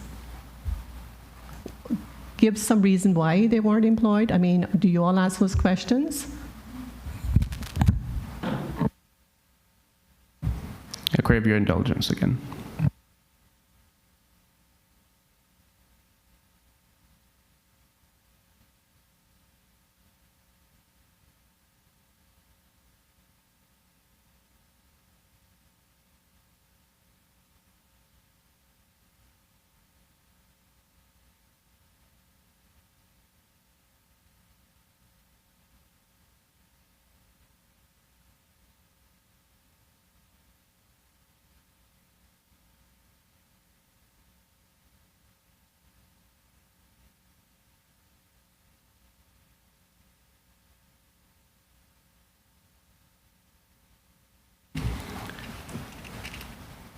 Through you, Mr. Chair.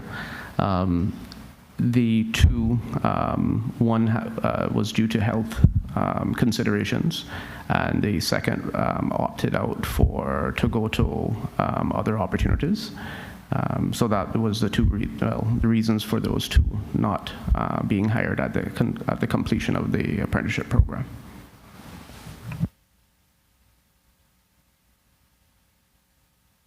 Mr. Scott, I just want to go back briefly on the acceptance rates when we were talking about that. And if you answer this question, if you did answer it, I didn't hear, so I wanted to ask it. But do you have any plans to increase the number of places available to better meet demand in terms of the employment programs? Thank you, Mr. Chair.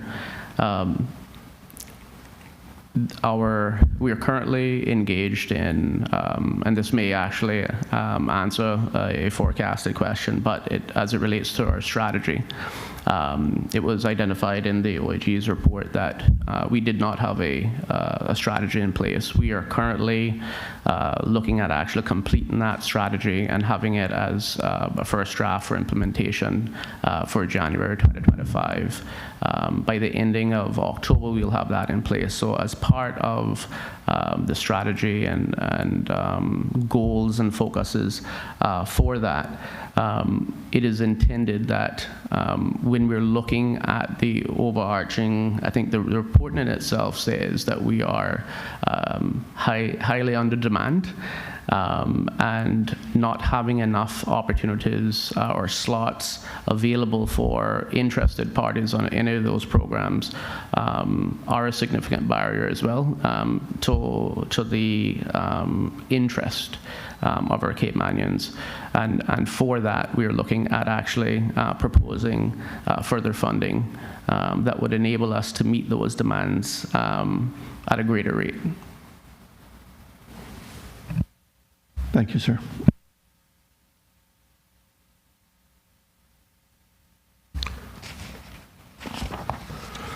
Okay, let's then move on to next section, Jobs Cayman, and for that I turn to Ms. Heather Bodden. Thank you, Mr. Chair. To the Director of Work, Mr. Scott.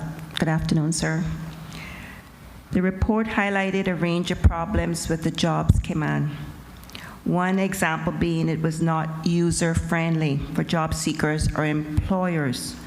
The report also stated that work had not assessed if Jobs Cayman had achieved its aims. Could the Director say what are the impact the problems with Job Cayman had on effective operations and what actions are being taken by work over the past few years to address the problems with Jobs Cayman? Thank you for the question. Jobs Cayman came into force in 2020, and we've had a series of difficulties with the portal. A lot of times it had to do with the user friendliness, stability of the portal as well.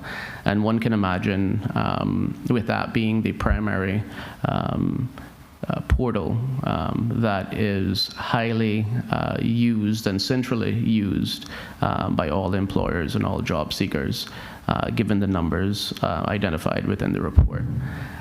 It also created a large need for support services on the back end. I believe Chief Officer Howell mentioned that there was a high demand on our call center, a high demand on our IT support as well through that process. I'm very grateful to be at this juncture as of the ending of July and seeing the launch of our new portal.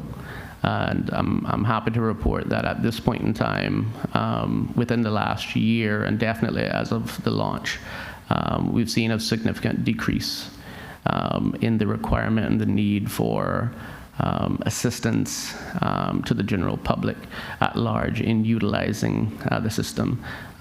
As one would expect, we do have within the system, there will be iterative development stages. But overall, our feedback that we're being provided with from customers and key stakeholders has been a breath of fresh air, for the lack of a better description. And it does give greater availability of our resources in being able to focus on strategy and delivering quality of service throughout the department. Thank you, Mr. Scott. And that's encouraging news, and I'm sure it makes you a lot happier to hear those good reports. Moving on to now the Caymanian job seeker registrations. It says the report states that the use of Jobs Cayman increased between May 2020 and December 2022.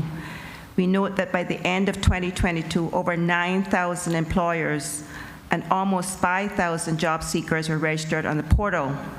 However, we also note that as of fall 2023, less than half, 42%, of unemployed Caymanians were registered on the portal. Can the director give us or say what reasons that unemployed Caymanians are not registering on the portal? Thank you again for the question. To be able to decisively identify the cause of that decrease may elude me at this point in time. I will venture to say that the continued complications and difficulties that the users have faced in registering and from an operability standpoint may have contributed, I think is the fairest answer that I can provide the committee, may have contributed significantly to a decrease. What I will submit at this point in time, I do have some stats that relate to post launch of the new portal. And as of launch of the new portal, we've actually had an uptick, and we're speaking of only a month in scope period. We've had an uptick of 211 new job seekers that have registered with us. And out of the 211 job seekers, as it relates to Caymanians, 111 new Caymanian job seekers have registered with us within merely a month. Again, pressing the point that ease of operability, user-friendliness, my desire and intention with continued monitoring of, in comparison to last year, rates of registration and I guess the traffic of userability. I'm optimistic that we will have a significant increase, and that to me is important because it allows us to service a greater part of our Caymanian populace who are in need of our assistance and our programs and services. That's encouraging news as well, Mr. Scott. The next question is concerning.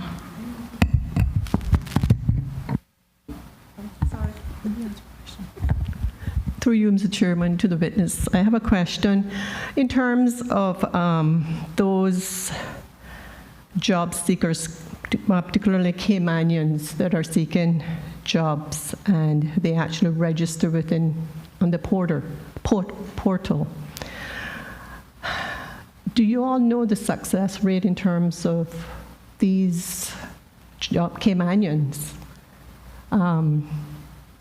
obtaining jobs? Do you all keep a record, or do you have some sort of register with those that have been successful?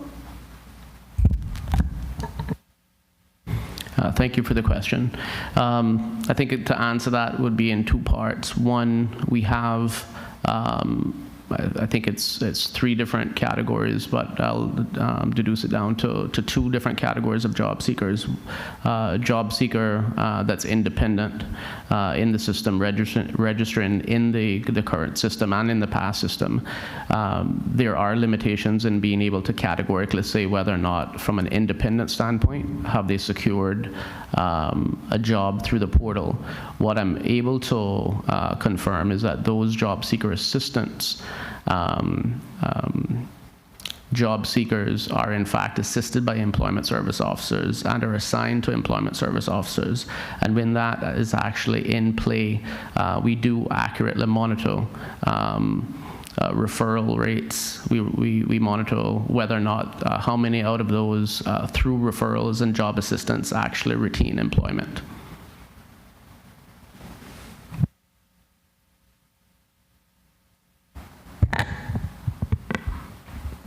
Thank you, Mr. Chairman. Through you to the Director. The report also states that work does not have data on the number of job seekers who have gained employment through the portal. The Auditor General recommended work collect outcomes data and use this to improve its services. You agreed to implement this recommendation by December 2024. Can you give us indication of plans to improve the income data, including the types of outcomes? Thank you. As mentioning earlier, those job seekers who are registered in the portal and are in fact serviced by our employment service officers, we do note that, and we have enhanced our ability to tracking mechanisms to allow us to identify the outcomes. And that is actually currently in play. We'll continue to work with the iterative development of capabilities from a reporting standpoint on the system to enhance that ability, especially for the independent job seekers in using the system independently and being able to track outcomes of whether or not they've been able to secure employment without direct assistance of our staff. Thank you, sir. Okay, we're going to move on now, Mr. Scott, to works performance. And we heard from the Auditor General this morning that in his first 4 years, work had 4 different directors, acting directors. And I wonder if you could speak to the impact that the changes in leadership, continuous changes in leadership, had on work's ability to perform effectively and deliver on its objectives. Thank you, Mr. Chair. I think the number in essence is 3. I being, I think, counted as 2 separate persons in my acting stint. However, I think that's a fair identification that it would have posed significant difficulties, obviously, in the transition or creation of work. And I think our Chief Officer Howell mentioned this, is that we lost significant members of senior leadership who made up legacy immigration leadership, and a lot of that experience was not transferred. We really started from the ground up. I continue to share with my team that if they're joining the organization of work expecting a red carpet experience, it's not going to be one of those. They're normally coming in with a hard hat and gloves and building from the ground up, and that is exactly what I've been a part of, and I'm proud to have been a part of the creation of work and understanding the importance of service delivery and what we're providing to the public and partnerships throughout. We continue to, I think it's fair to say also that as of last year was the first time, as of the creation of work, that we had a full complement of full-time senior leadership. So we had myself as director as of March last year, and we also brought on a deputy director for business operations, which has a vast amount of responsibility, as one can imagine. That is human resources, IT, business operations, customer care. And we also, we were also able to recruit for my previous post as deputy director for the compliance unit. So as of last year, we have now a full complement of senior leadership. We continue to be strategic in the manner by which we were focused on recognizing that we were operationally challenged, but we also needed to be dedicated to strategic directives and implementation, and we commenced our partnership with a consultant as of December last year. For that reason, I'm very excited that we are 3/4, and I think I mentioned this before, we are 3/4 of the way complete with having a very robust strategic implementation plan that I believe that is very much delayed but very well warranted, that will set the path for us for the next 5 years. And obviously we're looking at, as part of this committee, we're looking and we're talking about employment opportunities for Caymanians, but holistically, this strategic plan will in fact look at all of our service lines and deliverables. We've taken a very collective approach. One would say that it has now taken us 9 months at this point in time, but that's actually dedicating a full day, whether once a month, twice a month, to actually come together. We do have a new senior leadership team, we have a new mid-management team, and our approach is a very collective approach to enable us that all stakeholders and all specialists within our department has contributed to the structure of this implementation plan. And I believe optimistically that we are set on a path for future success.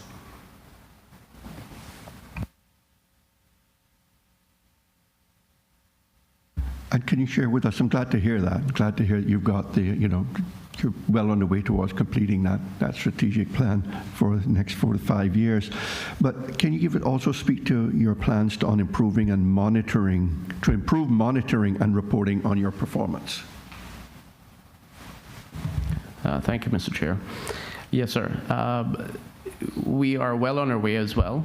I think as mentioned, as of last year and this year, having had our engagements with the Auditor General's team and recognizing the areas of improvement, especially as it related to key outputs, budgeted outputs, and making sure that from a reporting mechanism that we were capturing that on a monthly basis, as well as ensuring that those key outputs were being reported accurately through our ministry annual reports.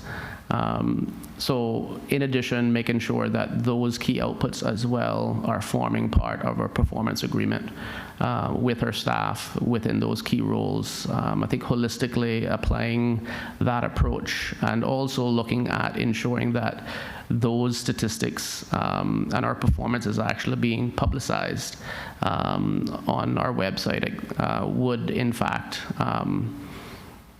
elevate our accountability measures. Could you speak also to your plans to review and improve works output targets? Thank you, Mr. Chair. The current output targets, in review of the Auditor General's report, it was recognized that there are a few of those output reports that may have been overstated as well, and may have been I guess convoluted with or consolidated with numbers of participants versus number of programs. That has been in our discussions in prep for our attendance here. That was discussed most recently, and I've been assured that those outputs have actually changed. What is imperative and important is understanding and appreciating trends and understanding where those outputs may not meet the expectations and demands, and having those amended for 2025 is the actual plan, and that forms also part and parcel to key deliverables and targets that are set under our strategic plan. Thank you, sir. I appreciate those answers. Next, we're going to turn to the barriers and opportunities, barriers to and opportunities for employment. And I'm going to turn to Mr. Hugh for that line of questioning.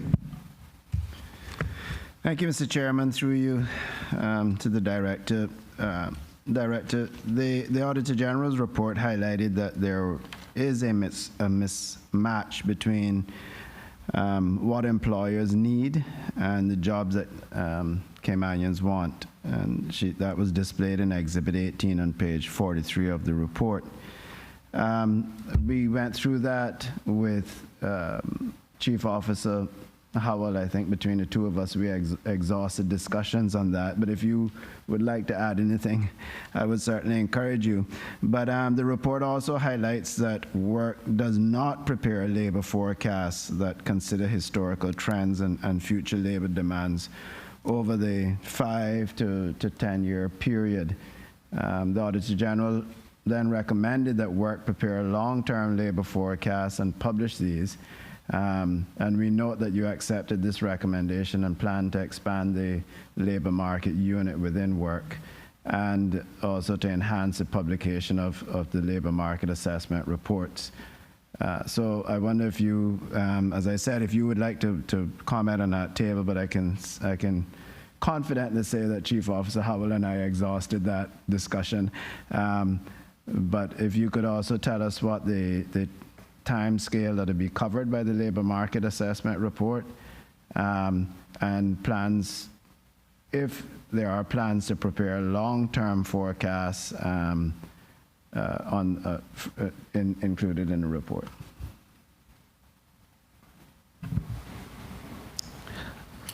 As a response, I will add at the latter that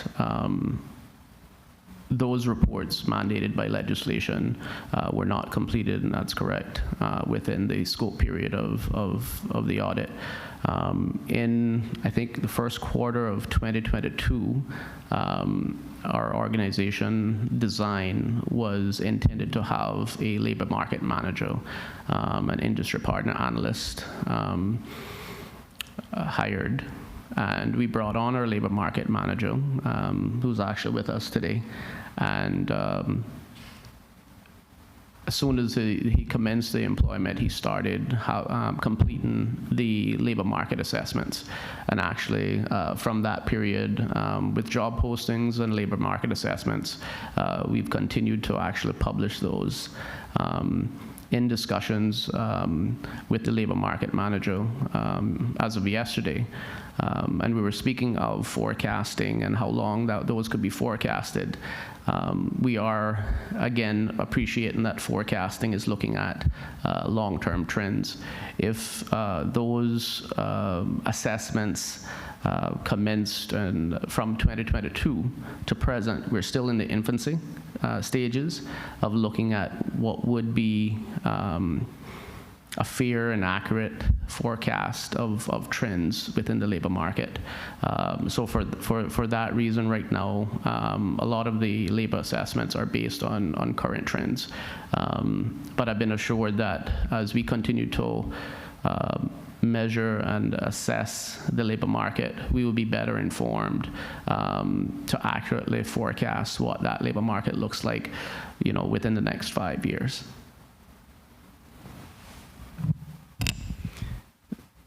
Through you, Mr. Chairman, I thank Mr. Scott for the response and for that update. Mr. Scott, can you also inform the committee as to whether or not there are any vacancies still in the expanded labor market unit?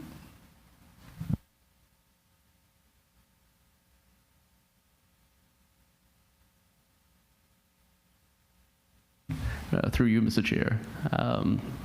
My team behind me has shown me some numbers by fingers.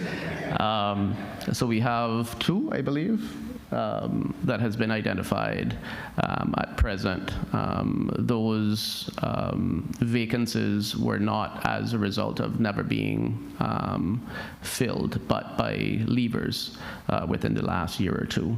And we're continually, one of my goals have been continued for the last year of focusing on ensuring that any resource gaps are recruited for as soon as possible, understanding the demands of the day and understanding that the lack of resources in key positions impact service delivery.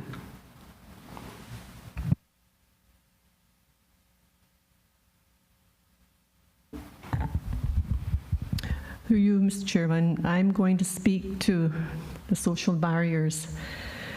The Auditor General's report highlighted a range of social barriers that may affect some Caymanians' employment prospects. One of the examples given was the lack of affordable childcare. The report notes that work provides stipends and assists those in need to register with the Ministry of Education's childhood program, but the audit team was told that there are insufficient places to meet demand. Work spent $31,000 in places in independent childcare institutions to assist participants in some of its programs. In relation to some of the other social barriers, we are pleased to note that work has run specific cohorts in some programs for single parents and people with learning difficulties. I think the chief officer earlier spoke to a pilot program, and I'm not sure if this is what this relates to or not, but you can clarify that. However, we noted that one of your contracted training providers reported that some of the participants could not find jobs after completing the program because of drug-related problems. Can you indicate the extent of these challenges in finding employment because of social barriers? And I also want to, the insufficient places to meet demand in the preschools. Can you give expand on that a little bit, because I think we need some clarity as to why we don't have spaces to meet the demands for those children in this area. Thank you. Mr. Chair, through you. So in addressing that question, I will say that cohort or testing stage involved 10 participants through that program, and 8 of which passed and completed the program, and 5 were able to secure employment through the program.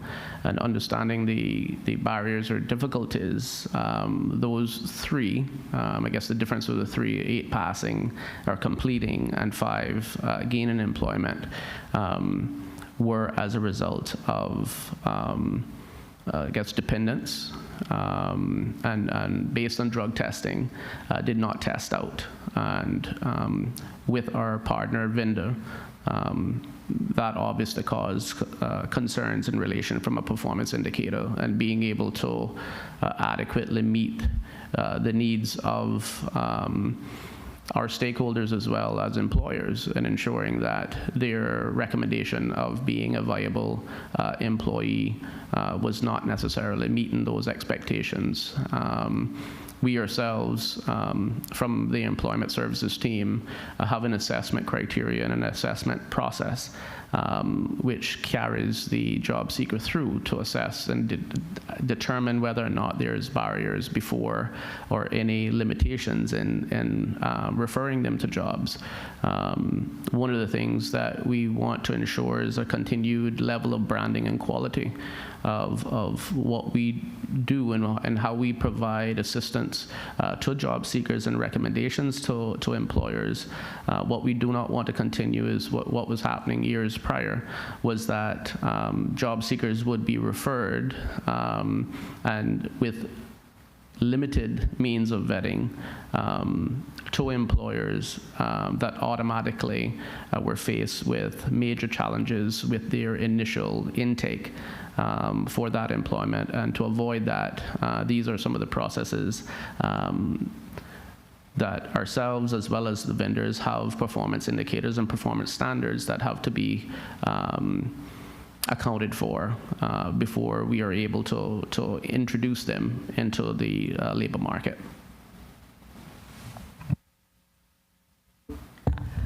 And maybe the question regarding insufficient places to meet demand, I don't know if you can answer that, or maybe I need to address that with the Acting Chief Officer, the Minister of Education, when she's here later today. Thank you for the question. I don't think I would be able to answer that. What I will add is that there are at times limitations as it relates to our continued funding where that is a need. And so you have availability of spacing versus availability of funding to be able to continue to support the needs of participants who may need, in fact, funding through childcare. Thank you, Mr. Scott. Just one last question here. Are there any plans to run future cohorts for disadvantaged or vulnerable unemployed Caymanians based on the fact that this program seems to have been quite successful? Mr. Chair, through you, our programs continue to be modified based on interest and persons who are engaged with us as job seekers, and as they are assessed and determined, and based on the demand and forecasting, we do see a need for specialty programs that address barriers and issues that Caymanians actually have.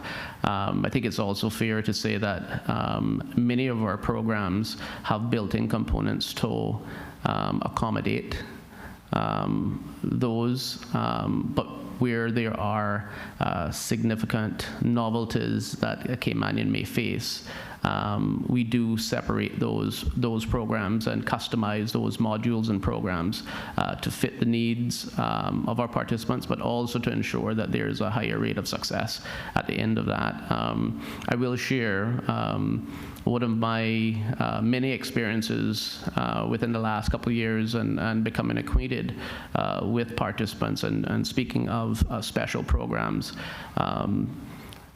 I had the joy of actually attending our local cinema, and a lot of the ticket agents there, as you enter to go and enjoy a viewing of a movie, is actually part and parcel to our programs. So every time I'm attending there, every time I'm attending, I go to a local service store as well, and I cross paths. The beauty is they don't recognize me, I guess, maybe with a hat or casual wear, but seeing them in operation and seeing the level of service that they're providing to us is a breath of fresh air. And even if it's one or if it's two, I think we're doing a really good job understanding the importance of what we do, and appreciating the importance that we have a lot more to do. We have a greater demand to meet. We would like to, at the end of any given year, say that we have dropped the unemployment rate down by 2 to 3%. But I will say that our continued services and efforts and steps of progression has made a difference.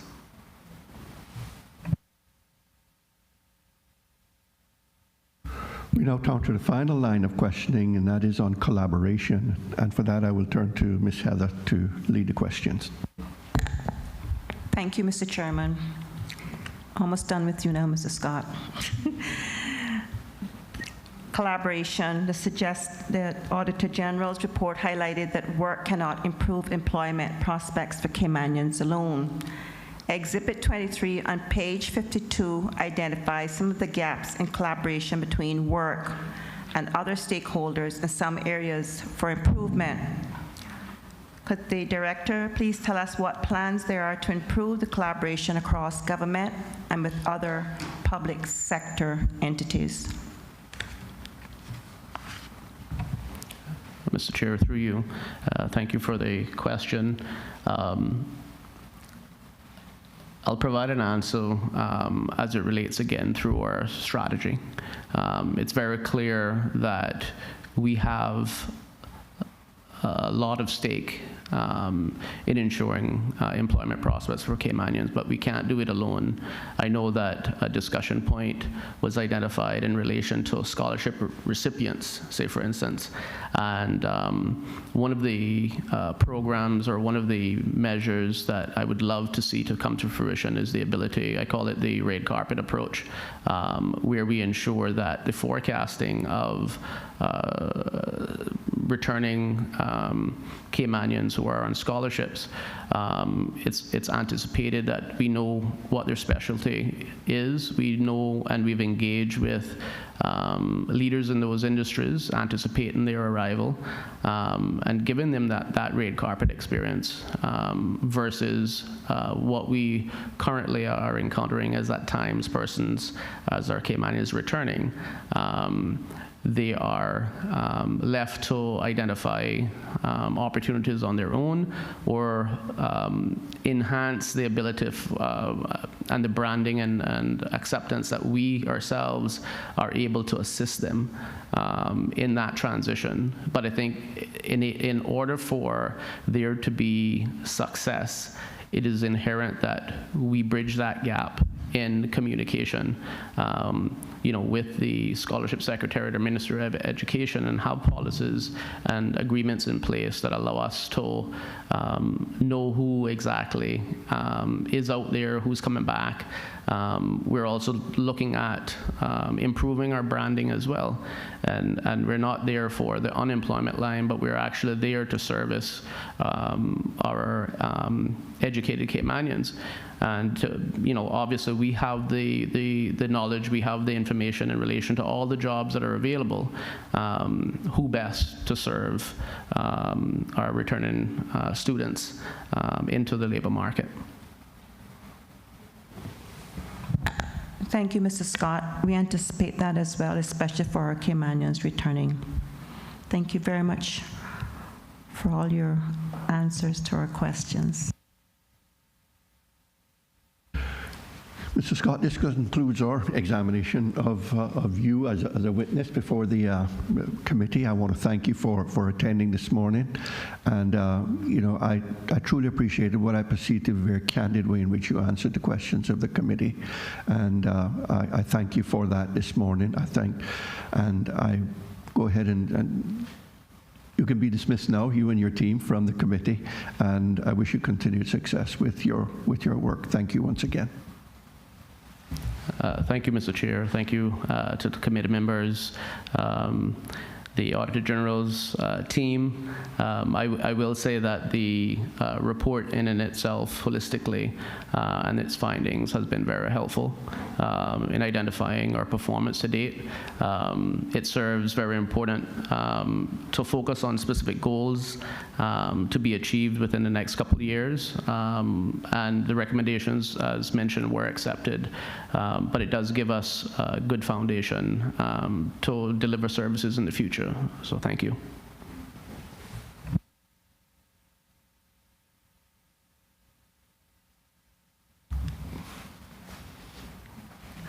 Members of the committee, it is 1 p.m. So we are precisely 1 hour behind time and behind schedule. It is time for lunch. I'm going to suggest that we take 30 minutes for lunch and get back here at 1:30 to interview our final witness under this report. So let's take this time, have lunch, and be back at 1:30. So thank you all.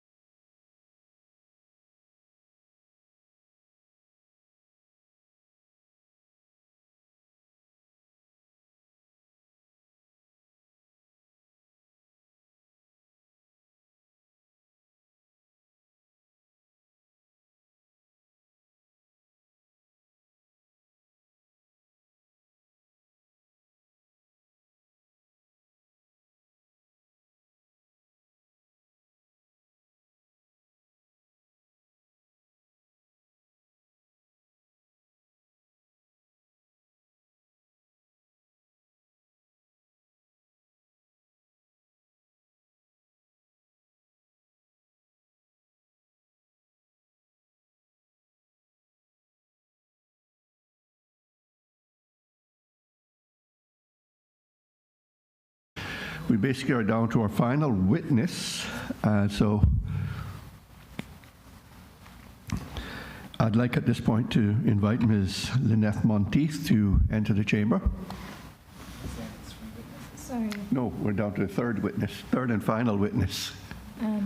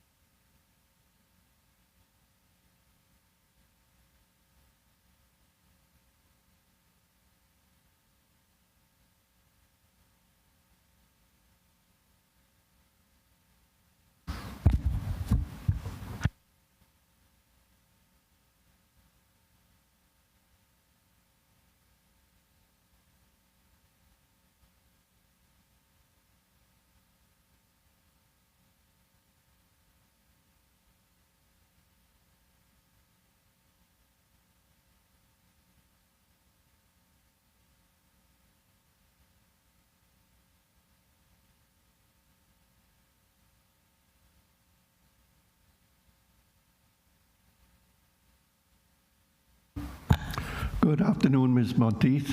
Welcome to this Public Accounts Committee and to this hearing this afternoon. Before I get into the actual questions that we have for you on the Auditor General's report, just I believe you know the drill. First question, state your name and your position for the record. I'd like to launch right into the questions, the questioning, and just have this brief preamble for your benefit. But you're aware that the Auditor General published her report on the 3rd of June 2024. Improving employment prospects for Caymanians is an important issue. This morning we heard from the Chief Officer of the Ministry of Border Control, Labour and Culture, and the Director of Work.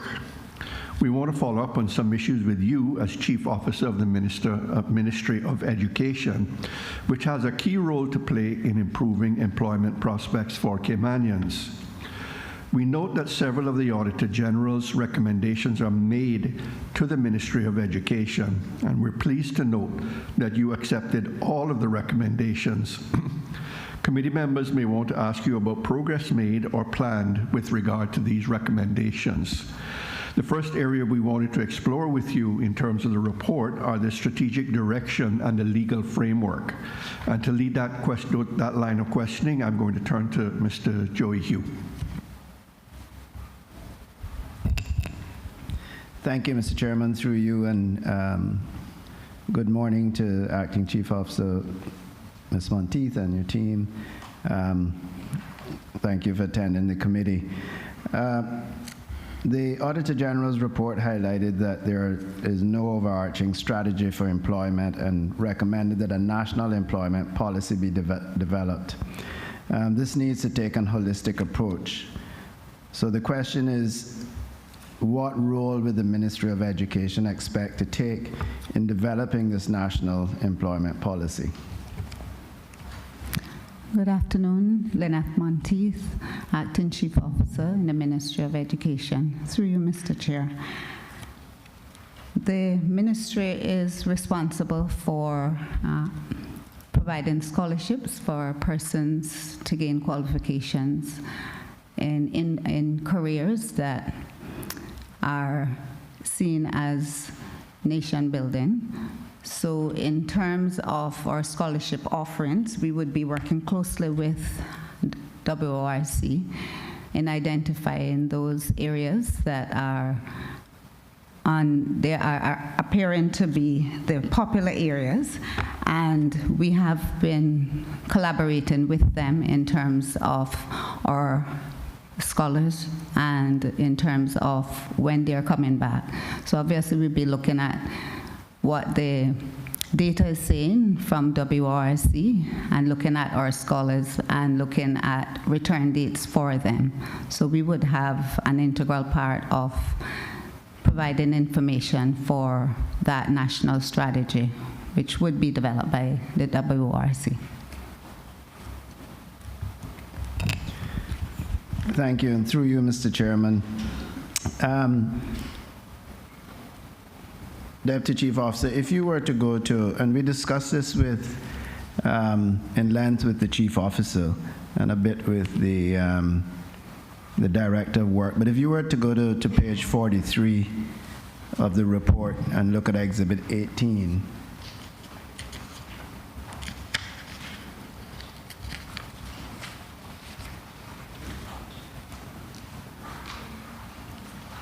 you would see where the report identifies, there's a table there that identifies the jobs that are held by work permit holders that are available then for Caymanians, and then the jobs that are desired by Caymanians. Are you able to say how you would, in your assistance in developing the national employment policy, would you be able to say how you would encourage Caymanians to, or in what ways, and you spoke about scholarships earlier, encourage Caymanians to participate in the industries shown as opportunities available versus those that Caymanians have generally chosen as a career path? So I spoke about scholarship offerings, but I think I might need to go back through you, Mr. Chair, to our offerings from our schools. In secondary schools, those jobs in high demand by employers, the IT, construction, the finance industry, etc., are subjects that are taught in our high schools.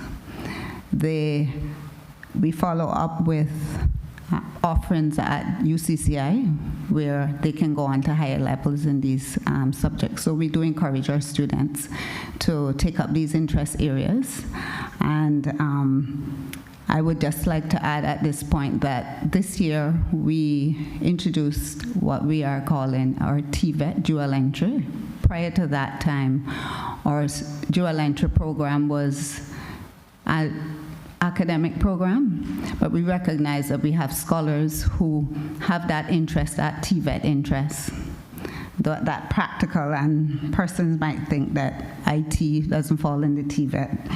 They commonly look at the construction or the electrical, etc. So we've established this year a TVET dual entry program in collaboration with UCCI.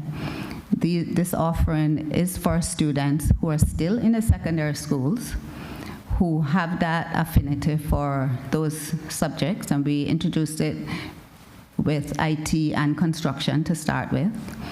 We had a number of students who entered that program. We actually had in the recent graduation group for UCCI, we had 11 of our secondary students, and I think that's significant because these students have not graduated high school yet. So they're able to enter that program. They graduate from UCCI with a certification in one of these subject areas. They also have industry standard qualifications. So for example, the IT scholars have a certification in CompTIA, and then in October they will also graduate from their high school with their external examination passes. So we start from the high school, partner with UCCI to continue with the subject offering, and they do partner with us. We have discussions as to the areas that would be beneficial to the country, and these areas, the finance area, construction, IT, certification in customer service, etc. All of these areas are represented by programs that continue from the secondary school.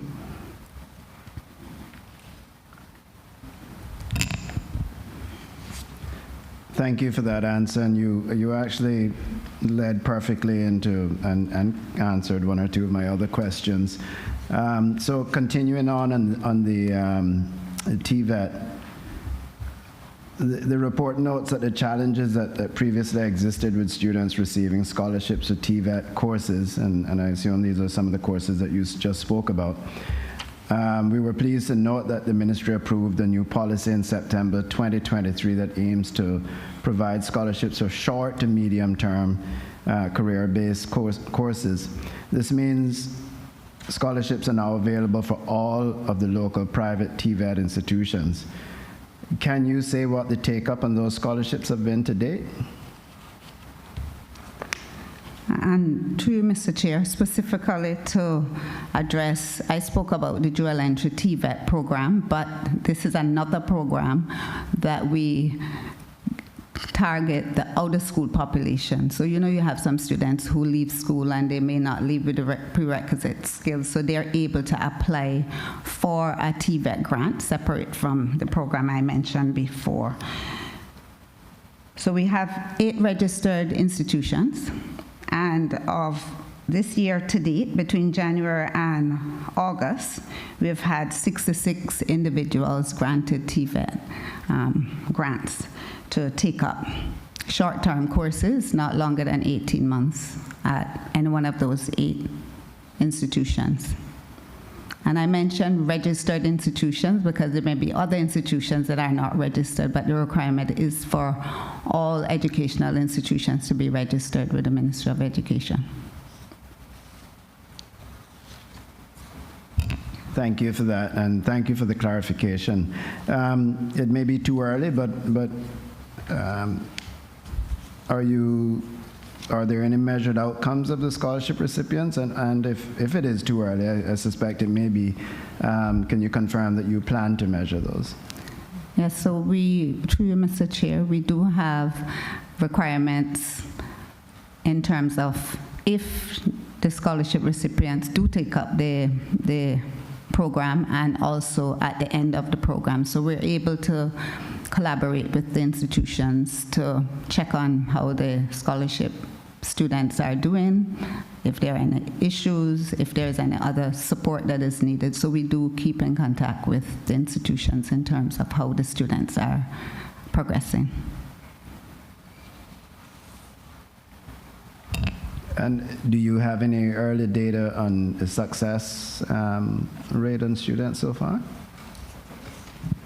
Through you, Mr. Chair, I'll just ask Jerome McCoy, who's the Deputy Chief Officer with responsibility for adult education, to provide that data.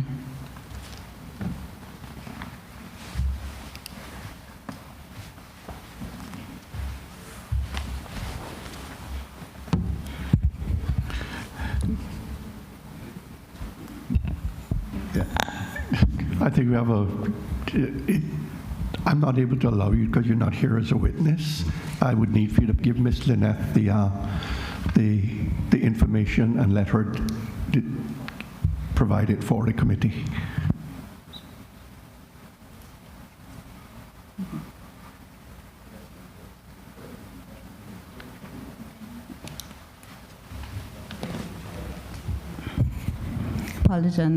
Apologies, Chairman. Through you, Mr. Chair, we don't have the definite figures in terms of numbers, but we have had to date about a 60% completion rate.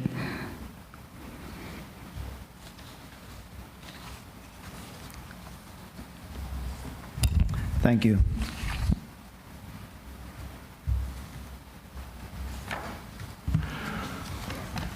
We now move on to employment programs, and for that I'm going to turn to Ms. Barbara Connolly to lead the questioning. Thank you, Mr. Chairman. Through you to our witness. On Superior Auto, the Auditor General's report highlighted that the Minister of Education paid Superior Auto $600,000 between 2019 and 2023 to run a training program for aspiring mechanics. However, the ministry did not have a purchase agreement with the company, nor did it track the outcomes of participants in the program. Therefore, it could not hold the company accountable for the funding provided. I know that this program is a very widely supported program by all members of Parliament, and we are very aware of the success stories of these students. However, my question is, has a purchase agreement now been put in place? As I think it is very important that we do track the outcomes of participants in this program. Through you, Mr. Chair. We indicated in our response that we do acknowledge the concerns raised with regards to a lack of a purchase agreement. We have begun the process to formalize this grant process by implementing a purchase agreement with this institution.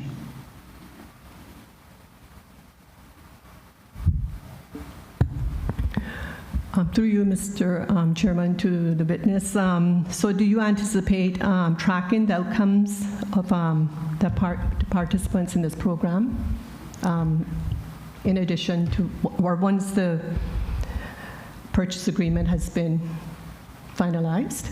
Through you, Mr. Chair, purchase agreements typically have a series of outcomes that we require the institution to adhere to in terms, and also timelines by which they should adhere to set outcomes.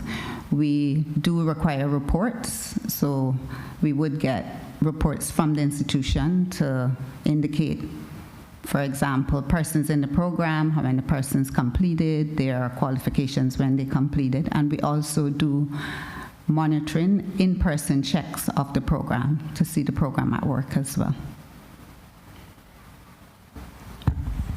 Thank you for that information to the witness. And I think many of you will know that timelines is my thing. And can you indicate if there is a timeline in order for this purchase agreement to be finalized and signed off on? Through you, Mr. Chair, we indicated the end of September for this purchase agreement to be signed and approved.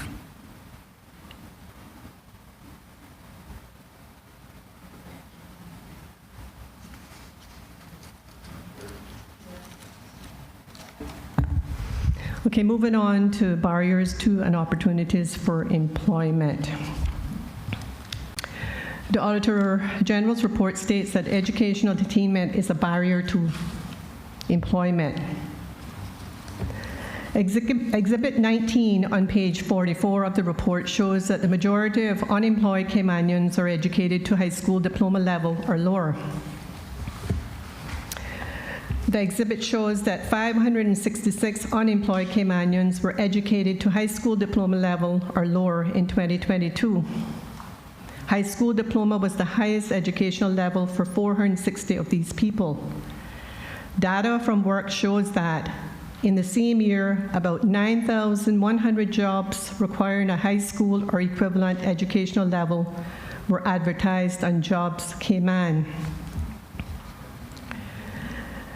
My question, and also Exhibit 20 on page 45 shows the number and percentage of students in public schools that achieved the expected national attainment standard over the past 5 years.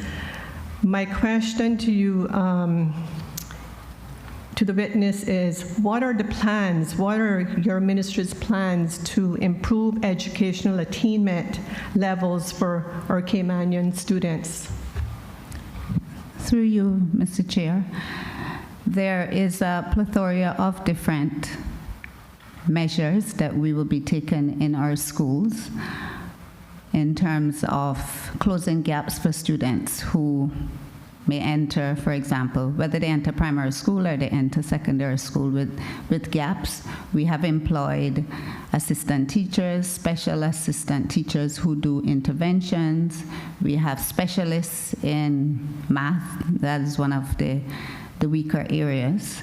So we will be looking at teaching as well, teaching and learning, because quality teaching means optimizing the learning. So across the system, there are many different approaches, looking at leadership as well. So we look at leadership, we look at teaching, we look at interventions that are needed and employ as needed for students, as well as providing schools with targets. So we look year on year on what results occur in our schools, and we use that data plus the yearly data to plan for improvements in our system. So it is a continuous improvement focus. Through you, Mr. Chairman, to the witness, I know that the ministry did introduce summer school for some of the students in primary, because I know my granddaughter attended at Joanna Clark School in Savannah, and she did benefit from that. Is that something that you all will be doing on a yearly basis for our primary school students? Through you, Mr. Chair, that is definitely the plan to continue, and I would like to say that for the 2024 summer school, we made some changes. First, we offered places identified by students and where their gaps were from year 4. So we had 4, 5, and 6 in these placements, and we extended the time. So the first year that we implemented summer school, it was 2 weeks, and for 2024 it was 3 weeks. So definitely is an initiative that we will continue going forward. And I would like to say that the year 6 students actually had their summer school program at their home high school. And it was conducted by teachers in the high school. So you had that introduction to teachers that they will meet when they've started school now, and the kind of routines, etc., at the high school. So that was a twofold benefit for the students. Thank you, Mrs. Monteith. I know you all have just employed math specialists, and I think you've employed them for primary as well as for secondary.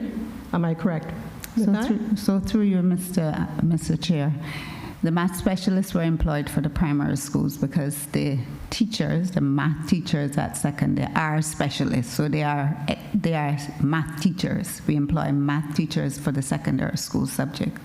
The specialists are placed in our primary schools.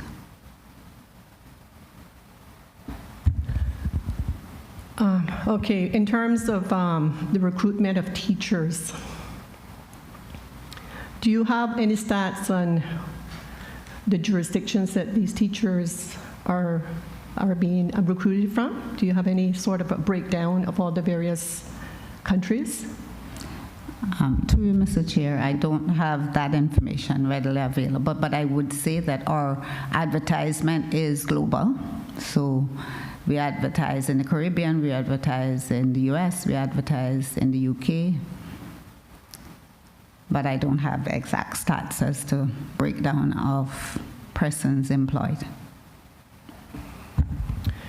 Thank you. Through you, Mr. Chairman, can I have an undertaking from you that you could provide this committee with a breakdown of all of the teachers and the jurisdictions that they're actually coming from, please?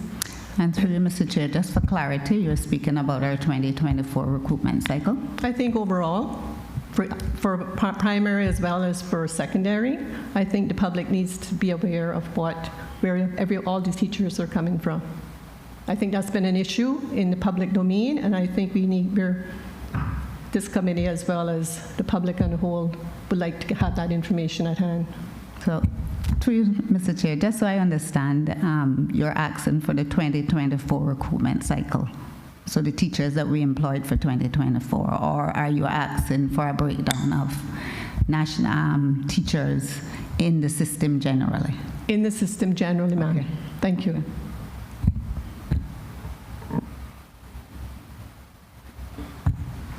One more question on the results for the CXC math, English for this year. Do you have any stats on that?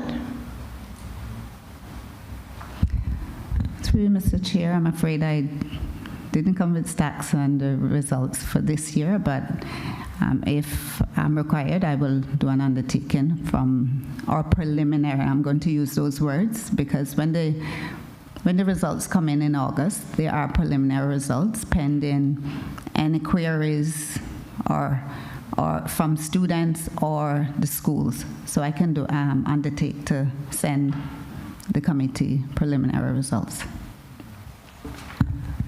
Thank you to the witness. Yes, we will just accept the preliminary results at this stage. Thank you very much.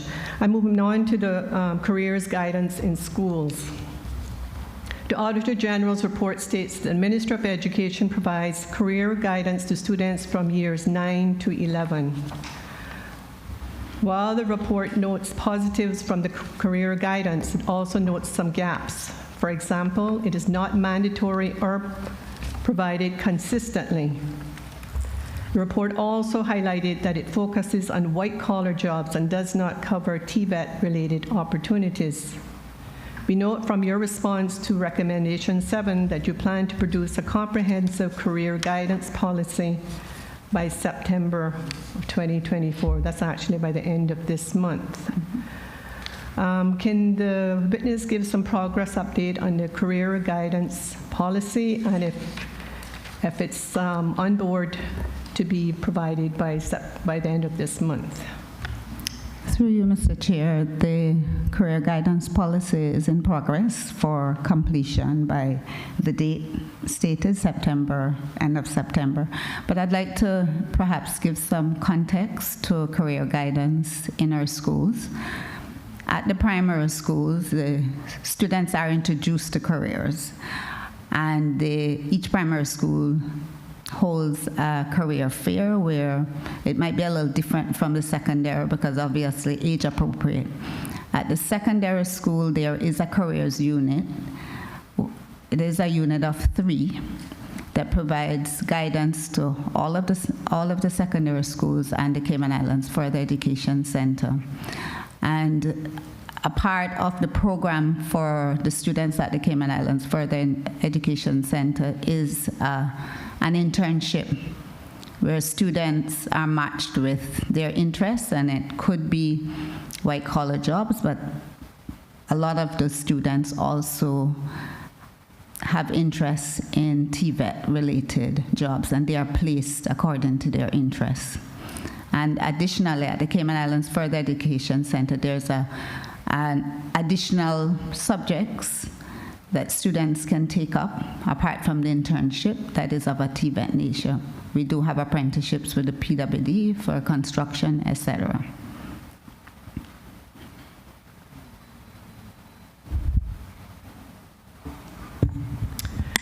Through you, Mr. Chairman.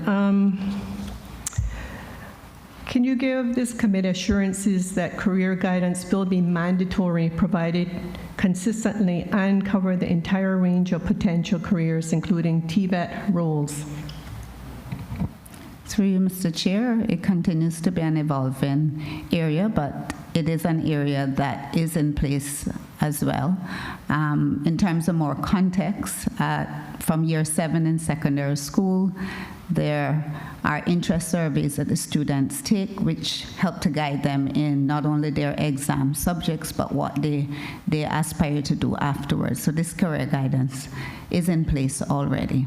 But as with anything else, we constantly review for any improvements that need to be made. Through you, Mr. Chairman.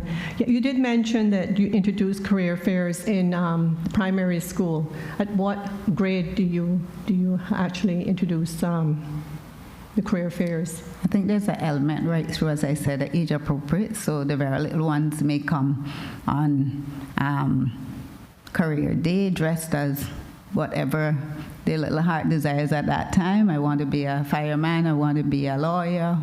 But it goes through the entire primary school curriculum, with each primary school having a dedicated careers fair. So they would invite persons in whether they take that those persons from their parents or parent group, or they invite persons from the community in. And they also join the secondary school career fair as well. So they are a part of that, which is on a larger scale.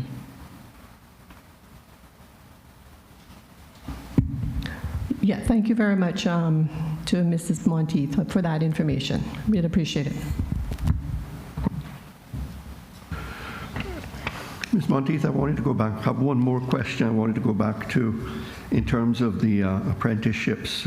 Do you have any plans to partner with other private companies to provide more apprenticeships than what you have now, what exists now? Through you, Mr. Chair, certainly. Each year there's a discussion and dialogue with the private sector in terms of bringing more and more persons on board in terms of actual courses. So, as I mentioned before, that is in addition to the internships and those relationships we have there. But the students are actually able to have apprenticeship programs which is a part of their actual educational program. So they will come out with for example, I mentioned construction, but we have the diving industry, sailing, different industry, electrical and automotive. So yes, we constantly look to see how we can add to those offerings. And I'll just be a little bit more specific then. Has any new ones been added this year, or in this next school year, for this next school year?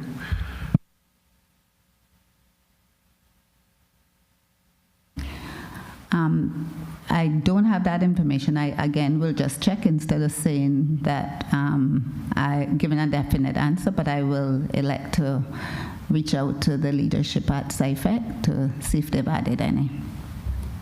Would be helpful, thank you.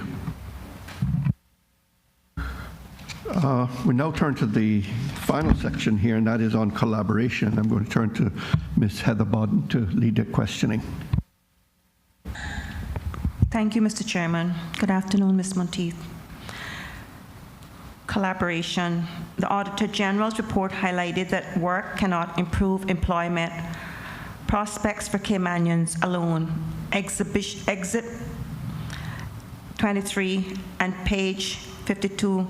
Exhibit 23 on page 52 identifies some of the gaps in collaboration. For example, it states that the Ministry of Education and Work do not collaborate in promoting TVET in schools or identifying the required TVET skills in the labor market. It also mentions challenges in sharing scholarships and education data. Can the acting chief officer say if there's any plans to improve collaboration with work on developing TVET skills needed for the future?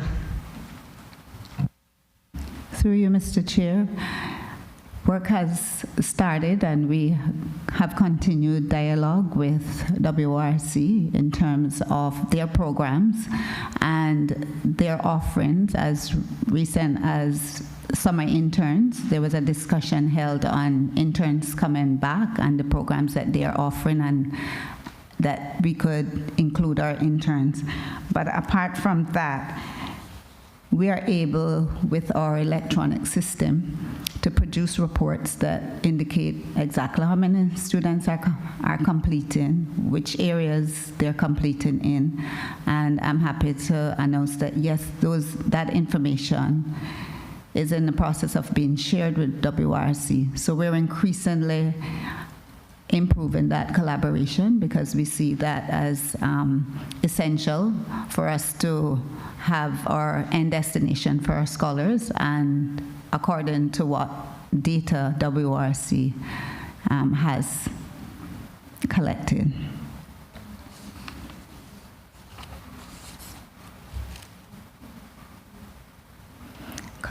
And just continuing, collaboration is not just with WRC, we also collaborate with POCS. That's another agency that looks particularly during the period when interns are back to place interns within CIG entities, etc. So some more work would be done as well with sharing information in terms of courses, in terms of students who are in those courses, and particularly ahead, perhaps even a year ahead when students are finishing their courses.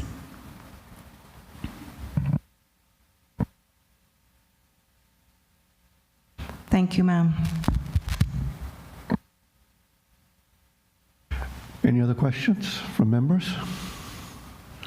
Okay, well, Ms. Monteith, that concludes the line of questioning that the committee has for you. I want to thank you for attending. I'm sorry for the late start after lunch, but I think we just about made up all of the time as well. So thank you again for being here and for your forthright way in which you dealt with the questions and provided the answers, and look forward to receiving the information too that you have committed to provide to this committee in due course. And so thank you all, and you're excused at this time. Okay. And thank you too for providing us with this opportunity to provide some context in some places and expounding a little further.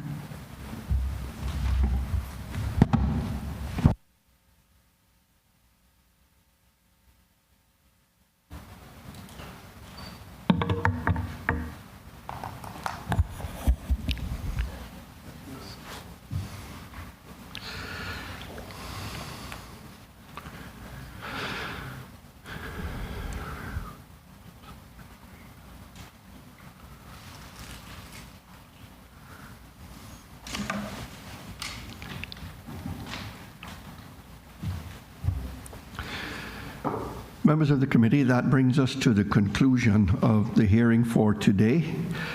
We are going to retire now, and we will spend a few minutes in the large committee room to deal with some of the administrative matters concerning the Public Accounts Committee. So we're going to adjourn, but before we do that, I just wanted to say, I mentioned this morning and introduced you all to our new parliamentary procedure clerk, Ms. Tichelle McLean. But that also means that we are sadly having to say goodbye to our current parliamentary procedural clerk, Ms. Susan Burke. Susan has been our clerk since January of 2022, so just over almost two and three quarters of the year, actually. And I do know that she is while she is leaving us, the Parliament, the committee, she is actually still remaining with Parliament, and she is transitioning into a new role as a communications officer for Parliament. So I just want to say to you, Susan, thank you for your years of service. I have grown to appreciate you and all that you have committed and delivered to the Public Accounts Committee, and I thank you again for always too looking out for me and keeping me on the right path and keeping things straight for us. You've been a tremendous help. I say that seriously and genuinely. You've been a tremendous help and a tremendous resource to me, and I think to the wider Public Accounts Committee. And so I thank you.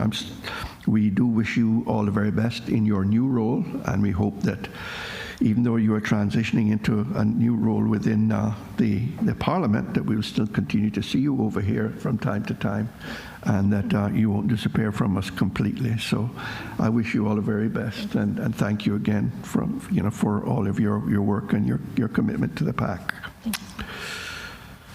So we can consider ourselves officially adjourned, and we'll finish up the business of the committee at this time.